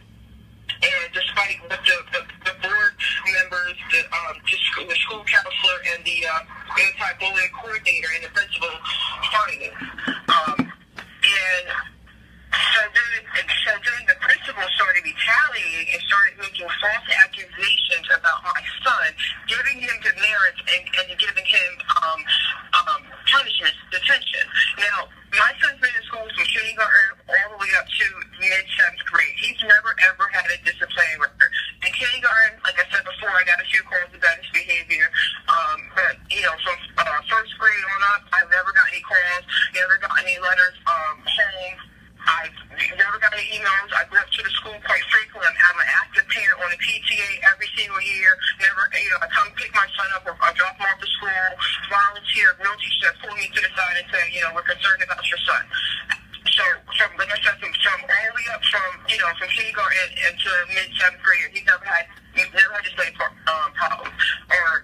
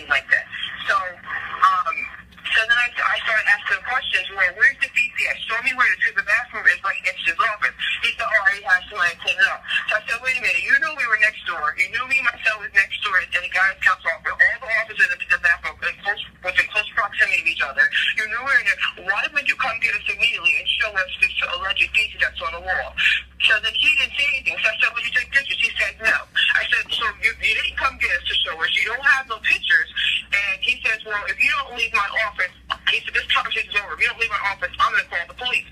So I left his office. So then I told his secretary, I said, you call my son down to the front office. So he races out of his office, and he says, don't call her son down. And then he turns to me and says, don't tell my secretary that. I said, I'm not telling her what to do. I asked her to call my son down. He said, same 5 words that I always use. Can you call my son down? And she always does. And I said, I've been using that since the beginning of school. I said, you know I transport my son back and forth to school since he was being bullied. And these are the same 5 words that were never found before. So I turned back to the secretary and I said, call my son down. And then he goes, no, don't call my son down. So at that point, I wasn't going to argue with the principal. I felt like he was trying to entice me maybe to call the police on me himself. So I walked over to the clipboard. I didn't say anything to anyone. I walked over to the clipboard and I saw my son. I told her, at that point, you have to release my son to me. So when the secretary saw me signing the clipboard, she immediately called my son down. He came down to the front office, and while we were waiting for him to come down, I said to the principal, who's your witness? Who saw? So the secretary goes, I saw. So she co-signs his lie. And so my son comes down. He asked my son, did you swear if he's the one? My son said no. And so then I started asking questions again. He said, if you don't believe, I'm going to call the police. I said, fine. Me and my son left to school. I stood outside and I called the police. And I called it, and I told this officer, I said, I need an officer to come down to the school. I said, because the principal's trying to frame me and my son, and I said, I need him to come down and investigate.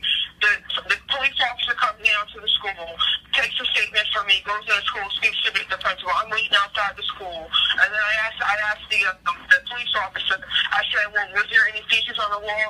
And matter of fact, prior before he came to the school, prior before me and my son walked out of the school, I went into the bathroom as the principal walked out of the office to go into the hallway. I went to the bathroom and took a video of the bathroom. The bathroom was spotless. The same way we both went, me and my son both went to use it, was spotless. There wasn't even a wet substance on the wall to indicate that somebody cleaned the wall off. So getting back to us being back outside, so then after the police officer, he goes back inside, and the police officer goes, well, there is a little bit of a loss. I knew the police officer was lying for him, because just before the police came, he told me to clean the wall. So if you're the officer and you're saying you saw a little bit of feces on the wall, then why? And the principal said it's clean. He cleaned it before he even called the police. That doesn't make any sense.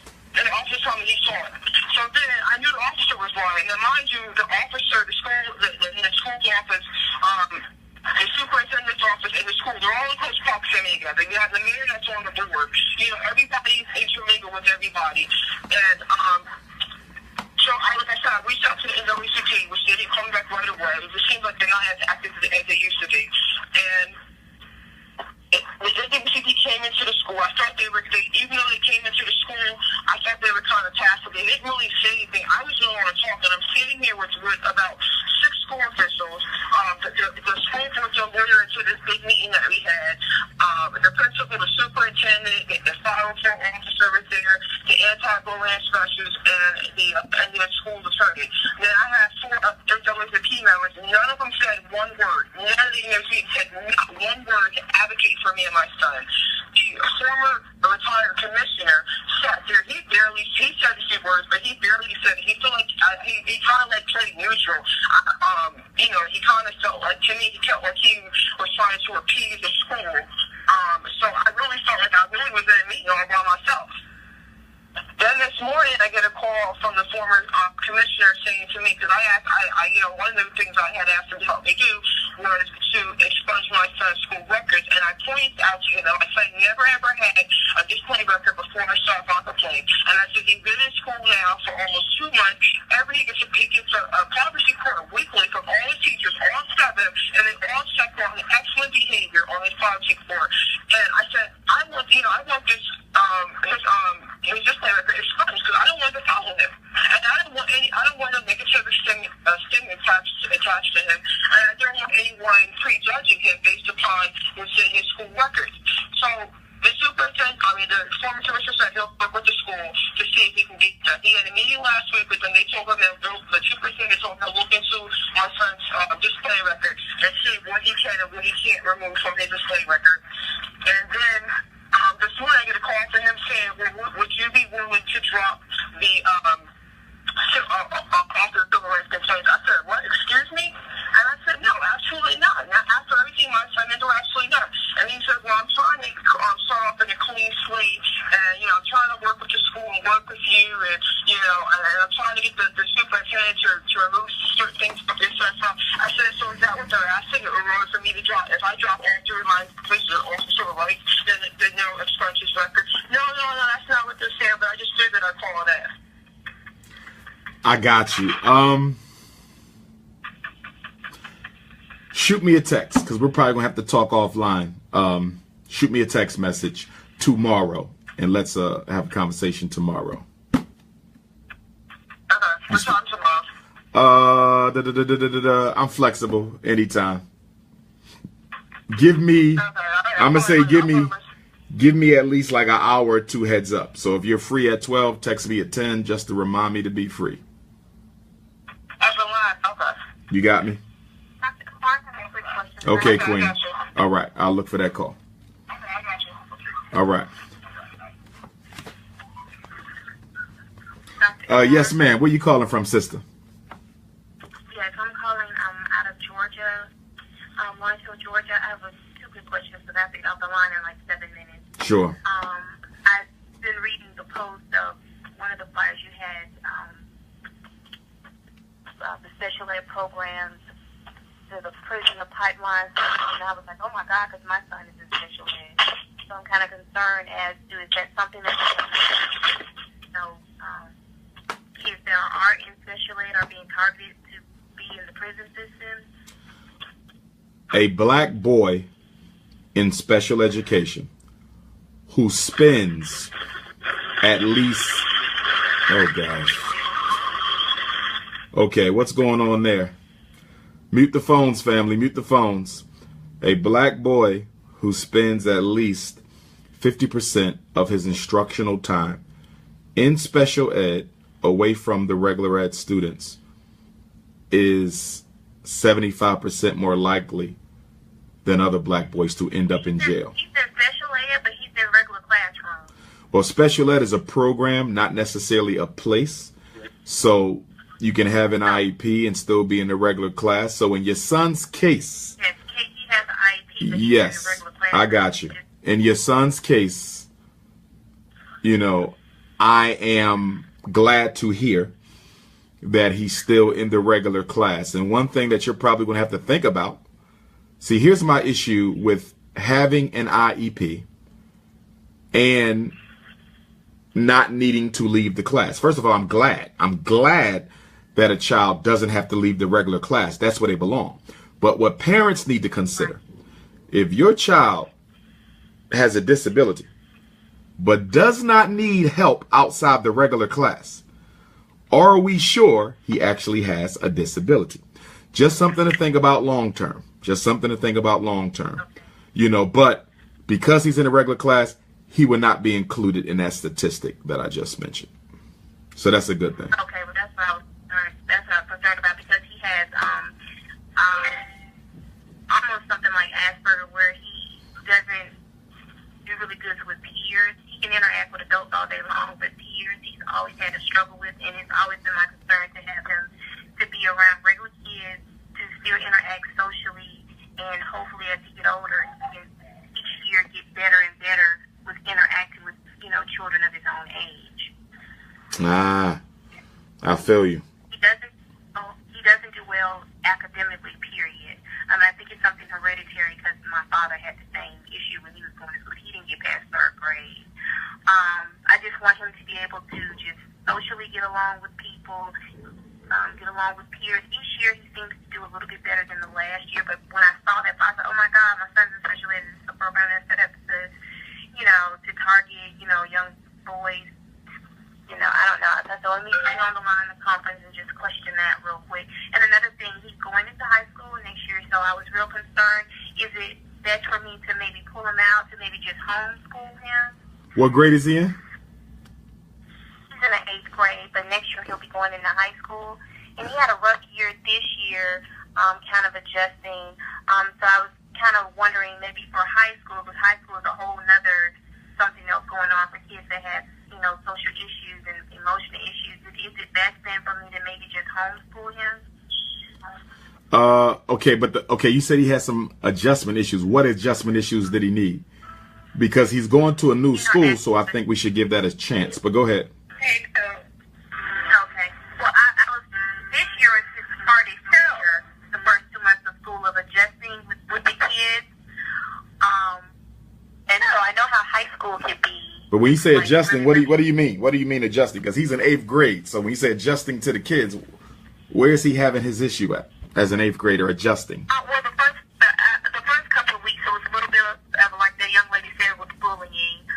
And the school has been real good about adjusting what they needed, and so they moved him into other classes where the boys were not bullying him. He was no longer in the class.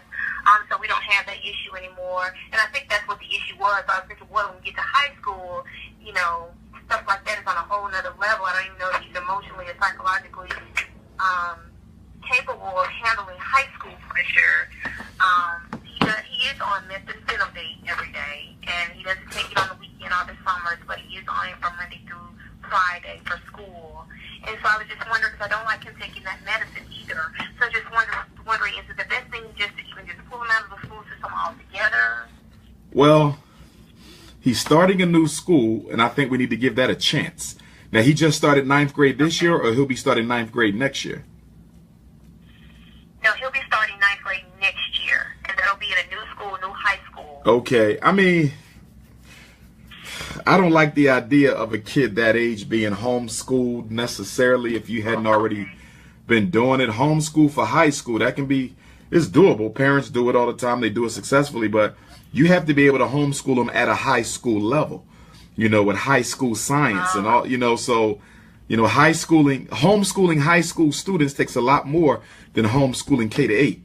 So you got to make sure you have that in your repertoire, or that you have, retired teachers and other professionals who can come and assist you with that, because that's not easy homeschooling a high schooler. The other question is he comfortable being at home? Because a lot of high school kids want to be at school, and then the other thing too, if he does want to be at home, then I'm a little concerned about why, because at high school you should be wanting to get out and get, interact, then I start questioning self-esteem and social alienation, that kind of stuff. Right, well, he has all of those issues. That's why it's been very important for me to always advocate for him to be in the class with regular children. Right. To try to almost force it on him to learn how to. He needs a therapist. He needs a therapist. He needs a good. He has therapists. He's been in counseling since 1st grade. No, but it ain't working. Listen to me. He might have had a therapist since 1st grade. They're not working, because he shouldn't have needed no therapist since 1st grade. That's the whole point.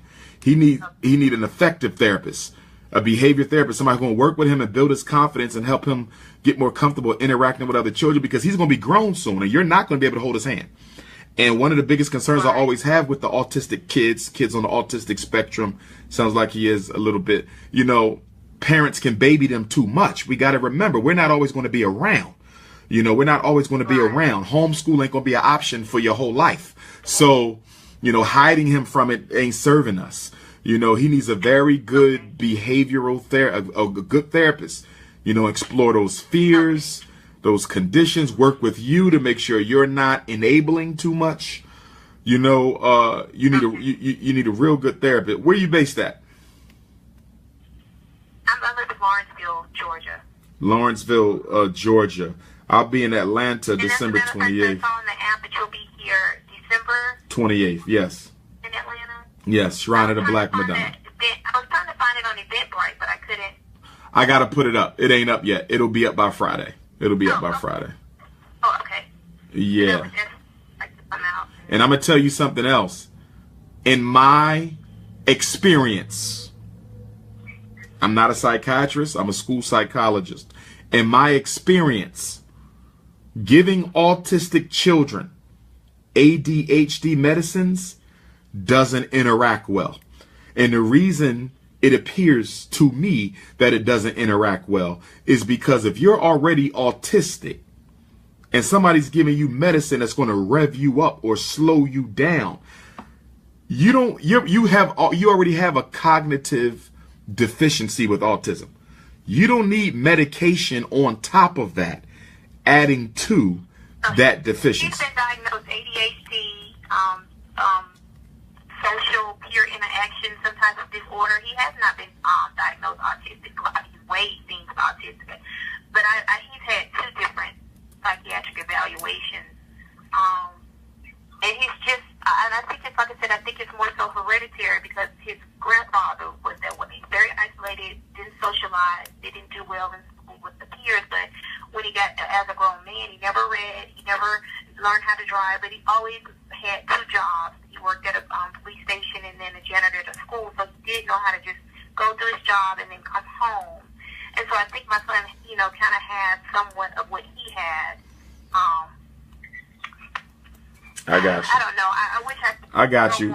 The answer is, okay. It sounds like he on that spectrum. It might be mild, but it sounds like on the spectrum. He don't need the diagnosis. No. He just has some of the characteristics that are going to affect him, you know, throughout life. You need a good therapist. To me, I think he's delayed for where he should be right now as a child with social anxiety disorder, with potential autistic features. You know something, Dr. Umar? I try to cater to what he loves to do. You know he loves to cook. I mean, he can get in the kitchen, he can give him anything.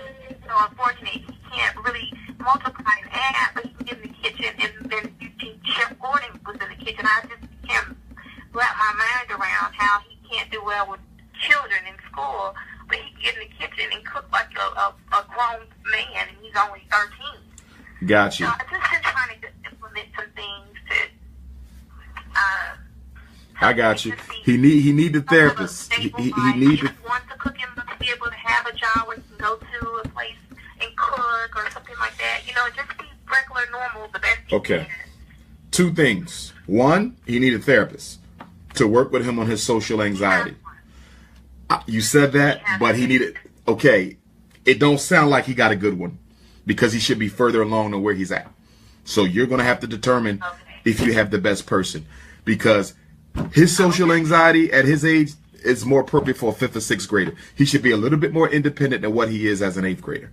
Okay, now unless he was intellectually deficient, okay, and autistic. So if you said my son is retarded and he's all, you know, got social anxiety, I say okay, but he's not. He doesn't have an intellectual deficiency. He should be further. He should have a little bit more independence, even with the social anxiety and the autistic features. So you got to get another therapist or find out what this therapist is doing. What's the treatment plan? Every therapist has a treatment plan. You need to look at your son's treatment plan and see what they're working on, because he should be further along. This is too vegetative for me. I don't like it. And then the other thing, you have to start working with your son vocationally, which is to say, what does he want to do with the rest of his life? Because if he does want to be a chef, great. We can start putting him in programs right now for that chefing. Because he's going to struggle with the social anxiety piece, we really have to customize his education and his social programming beyond school hours. So we got to find out what are the 2-3 things he's most interested in. Computers, chefing, whatever it is, and it's probably all, professions that allow you to work independently, as chefing does, computer does, that type of stuff, and start getting him in programs tailored to that. So in other words, one of the motivations for him getting out to meet new children is so actually be getting out to actually engage in the type of work he wants to do. So that will be the motivation to expose himself to the risk of meeting new people, because I do have to get exposed to this risk, but at the same time, I'm doing what I want to do, which is cooking. So we got to start curtailing, customizing his social and academic agenda based on what his interests are. That's going to be the way to get him out of this shell. You still there? Did I lose him? No problem. Did you hear that? Did you hear that? Yes, thank you so much. I heard everything. Thank you so much. No problem, Queen. Keep me posted. If you got to call back, please do. Okay, thank you. All right now. No problem. Is there another question on the call? Yes, there is. Where are you calling from? I'm calling from Louisiana. Yes, ma'am. I have a son. He's 8 years old. He's in the 3rd grade, and first of all, Louisiana school system is like the worst ever. He's having. I think they're trying to push him toward special ed. Okay. Or they're trying to push him toward the ADHD medicine. Every single day, they're calling me for something. I have to constantly leave work. They're able to paddle them in the school system over here. So that's their issue. They want to paddle them every day. They're asking me to sign the paperwork for him to be paddled. So I asked them what is the issue. What is the I would not be signing any paperwork for them to paddle my child. I would not be signing any. I would not let no white kids paddle no black child in the 21st century. Is it legal? Yes. Half the states in America still allow paddling. I wouldn't allow it. I'm not allowing them. I think that's what they're upset about, is because I'm not letting them paddle him. So they feel every single thing he does, they're calling me for it. Does he have a diagnosis of any kind? No, sir. No, sir. No type of. I think they're trying to get to that. What grade is he in? What grade is he in? What grade? Third grade. Third grade. I don't know if you heard me earlier tell a parent that they need to have a professional go into the classroom and observe. A social worker or a counselor or a psychologist or a behavior specialist. You're going to have to find somebody black who you can trust in the mental health and behavioral health field. Again, it could be a counselor, social worker, psychologist. I could give you the phone number for the Association of Black Psychologists if you need a referral and you need to have them go into the school and observe your child. You simply write a letter to the principal. Based on the complaints I'm getting from my son's teacher, I've hired a professional to go into the classroom and observe him. So he's going to be coming in, or she's going to be coming in for a couple times to observe, to give me and the teacher some recommendations for how to work with my child. You cannot trust what they say. They want your son on drugs, and they want him in a special ed class. Every time they tell me something, it's contradictory to something they already told me, and they don't like that I answer them back. Basically, I'm not gonna let. I told them I'm an advocate for my child. I'm not gonna let you basically get over on my child. You're here to educate them, and you're not doing that. And I don't think they like that. The school that he goes to used to be predominantly white, but they had to open it up to another school because that school closed down. So they had to mix the kids up, and ever since then, it's getting worse and worse. We have nothing to go to. We have nothing in the parish here. We have nothing to go to. Like, the school system is like really, really bad. I follow you. As I said, you're going to have to get somebody to go in there to observe. They're going to be able to help you neutralize this, because they'll be able to tell you whether it's nonsense, whether they're exaggerating, or if it is correct, they'll be able to give you some recommendations for working with your child, and they'll be able to give the teacher some recommendations for working with your child as well. That's how you're going to stop this. You got to get somebody in there to observe. Otherwise, they're going to keep coming at you with this. You have to find someone. I would go online. I would Google. Okay, I also have the number for the Association of Black Psychologists. If you want me to give it to you, you can call them. But you got to get someone. It won't be very expensive. Shouldn't cost you more than $200. They only need to observe your son 3 times, 3 different weeks, 3 different days for 1 hour. We're looking at 3 hours total. Week 1 for 1 hour, Monday morning. Week 2 for 1 hour, Wednesday midday. Week 3 for 1 hour, Friday afternoon. Very important. Yeah, because it's getting ridiculous. Like, I have no support if I go to the school. The principal, they have a white principal this year, and his teacher is white, and they stick together. The teacher, I was told by another teacher that his teacher came up to her and said, "We need one more signature to get him out of here." Yeah. You might also have to write to the superintendent. He told me that they're trying to get him out of the school. They're basically trying to expel him from school, a 3rd grader. Okay. What I want you to do. She said that's why they keep calling you. Okay. What I want you to do before I let you go, I'm going to give you my number, and I want you to text me. There's someone down there in the National Independent Black Parent Association who I'm going to have work with you. We have a chapter in Mississippi. That's not Louisiana, but it's close enough. She will work with you to help you through this. Do you have my cell number? 215-989-9858. 215-989-9858. Text me and remind me you're the parent from Mississippi, and I will send it to her, and she'll get in contact with you. Okay, and I have another. Are you coming from Louisiana anytime soon? New Orleans, and or Lafayette is on my list of dues. I'm 30 miles from Lafayette. Okay, so you're closer to Lafayette. So Lafayette, I actually work in Lafayette. Got you. Lafayette and New Orleans, they're on the list. I'll probably do them in February, Black History Month. Yes, oh my God, yes. Okay, thank you so much. No problem. Thank you, sis. And hang in there. Make sure you send me that text. Okay. All right. Thank you. No problem. Brothers and sisters, we're going to go until 12, and then we're going to cut because checkout time is 12. We started at 6, so that'll be 6 hours.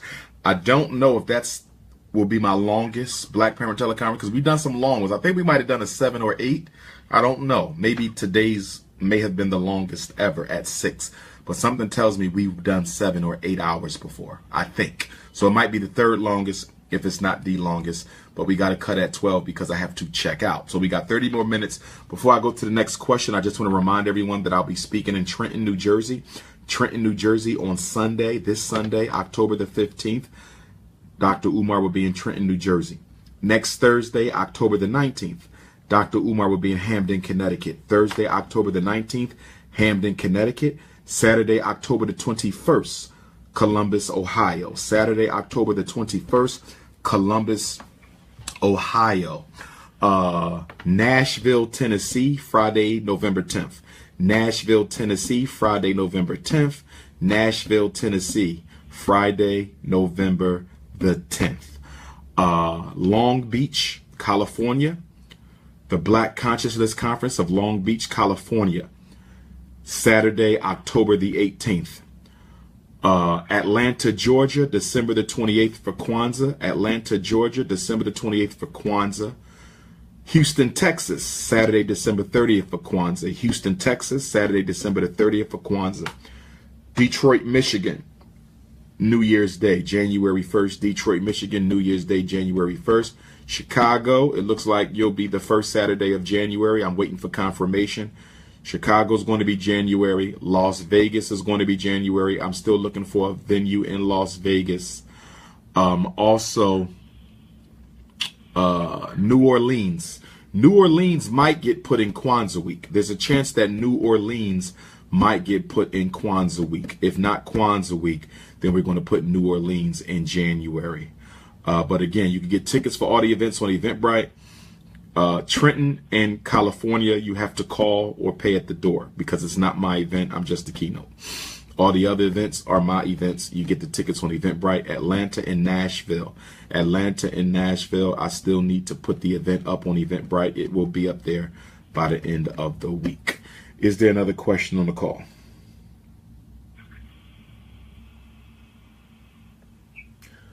Okay, I think we... Okay, where you calling from? Philly, Manchu.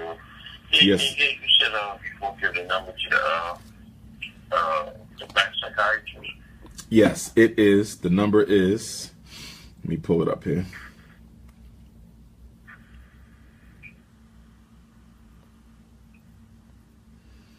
(301) 449 3082. 301 449 3082. Now, because you're in Philly, I can give you the email for the Philadelphia chapter contact of the Black Psychologist. I don't have it on me, but I can get it, my brother. So if you shoot me a text, I'll find that for you and text that to you.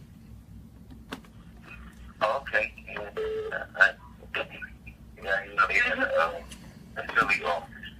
Yes, Philadelphia chapter. Yeah. South Carolina. There's a chapter just about everywhere. Association of Black Psychologists, I think, has chapters in most states. But because I don't have contacts to everyone in the individual chapters, I normally just send everyone to South Carolina. But if you call that number, that's the national office. If you call that number, they will give you the South Carolina contact. You can also Google it too. You can Google Association of Black Psychologists in South Carolina. They definitely have a chapter there, though. Definitely. Okay, I appreciate that. No problem. And this is a, different kind of question. I want to, kind of wait till people ask one of them or whatever. Because it's an accountant, and he says that he's a relative of Frederick Douglass.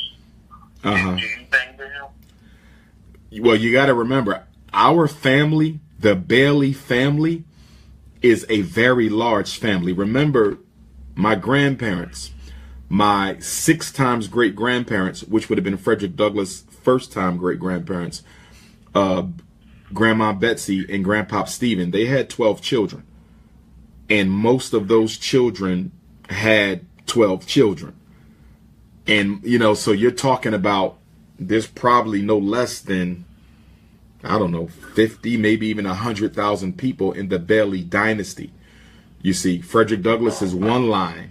I'm from another line, all family though. So I got relatives, I'll never meet everybody in my family, just like most of us will never meet, everybody in our entire extended family. So,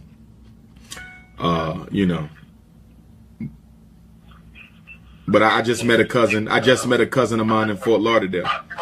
But go ahead, my brother. His first name is Akbar. Yeah, I ain't gonna remember him. I gotta see the face. He gives out good information, but I was like, man, I don't know if he is cool or not. So I don't know if I should bang with him or not. I was going to ask you first.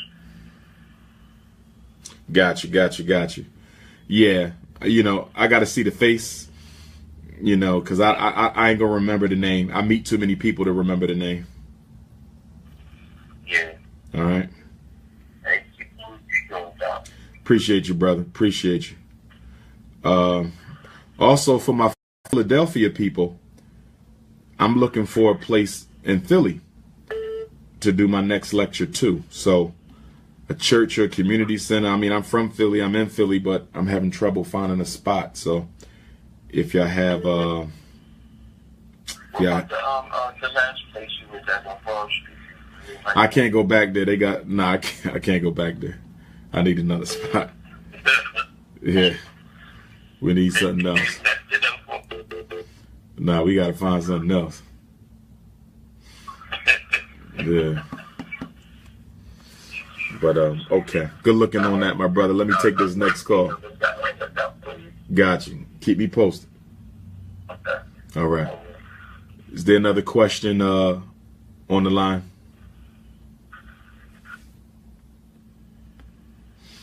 Think we might have got to everybody?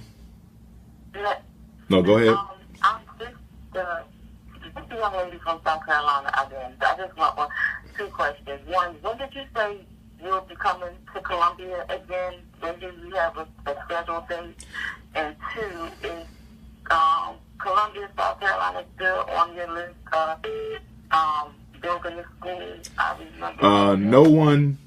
No one has sent me any schools from Columbia, South Carolina. The only way a city can be considered the site of the first school, because we're going to build them everywhere, so we're just talking about the first one, I need people from that city to send me leads. So if you see schools for sale in Columbia, with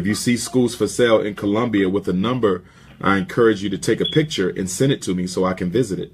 That's the only way I get my leads, because the brothers and sisters across the country have been doing a better job sending me schools than the realtors. They sent me much better schools than the realtors are sending me. So I commend everybody for helping me out. All the schools I'm looking at now, they were sent to me by brothers and sisters who were just texting me leads. So, if you see something, let me know. And for me coming to Columbia, Well, I didn't know that. This is the first time I've been on a conference with you. I've basically watched your YouTube, some of your YouTube lectures.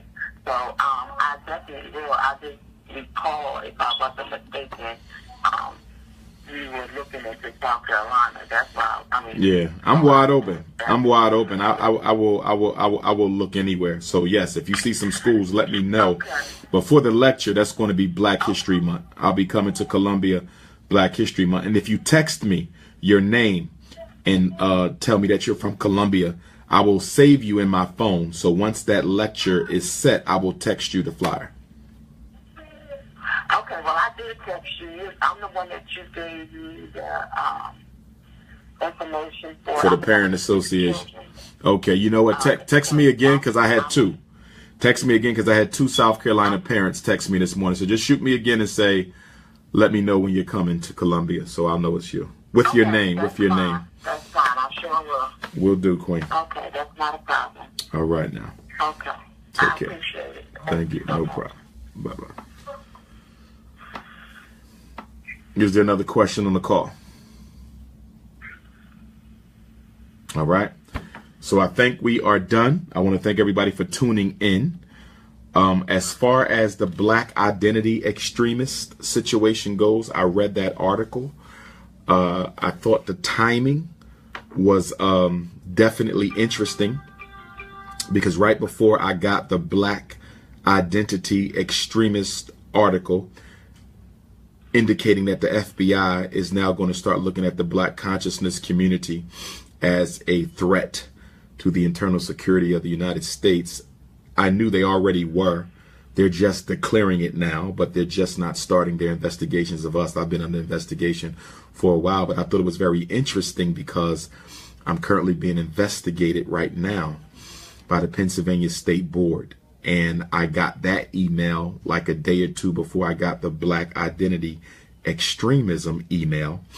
And that only came a couple days after one of the television news programs played a clip of an interview I did, radio interview, where they changed my words within my statement. The beginning of the statement was my words. The end of the statement was my words, but they used audio technology manipulation to change what I said out of my mouth. And what I said was Black people have a right to defend their lives, even against police. They have a right to defend their life against anyone, including police. They took it and remixed the words and basically insinuated that I was telling Black people to go out and harm police officers, which is not what I said. So when I looked at that false clip that was played, along with my current investigation, and the irony of my current investigation by the state board is they stated in the email that it was this call, the Tuesday Morning Underground Railroad. They stated that it was this call that prompted the investigation. I said something on my Tuesday morning call that they considered to be illegal or unethical, which basically says what? That the Pennsylvania State Board is eavesdropping on this Tuesday morning call, and the FBI is also eavesdropping on this Tuesday morning call. So if you're talking about Black identity extremism, which is interesting because I didn't know being proud to be Black made you a criminal. I didn't know identifying with your culture made you an extremist. Okay, are Arabs extremists for identifying with their national origin? Okay, are Mexicans extreme for identifying with Mexico? But when African Americans identify with Africa, we're now terrorists. You know, so it's just a matter of time before they were going to try this nonsense on us. And of course, when you're talking about Black identity extremism, whatever the hell that is, I'm probably the first person on their list, because unlike many people who talk in the conscious community, I actually do work. You know, I'm not just a talker, so I'm sure I'm probably at the top of their list because there's few people who do more work in the Black conscious community, not interviews and radio shows, but work in the conscious community. There's very few who do more than I do, but we're not going to worry about that. We're going to keep on working and struggling and pushing and keep our eyes on the prize. So on that note, brothers and sisters, thanks for tuning in. I need to run because I got a lot of work to do to get ready for Trenton, get ready for Connecticut, and get ready for Columbus, and Nashville, Tennessee. So peace and black power, and we'll be back next week. If anybody needs the flyers, 215-989-9858, 215-989-9858. Peace and black power.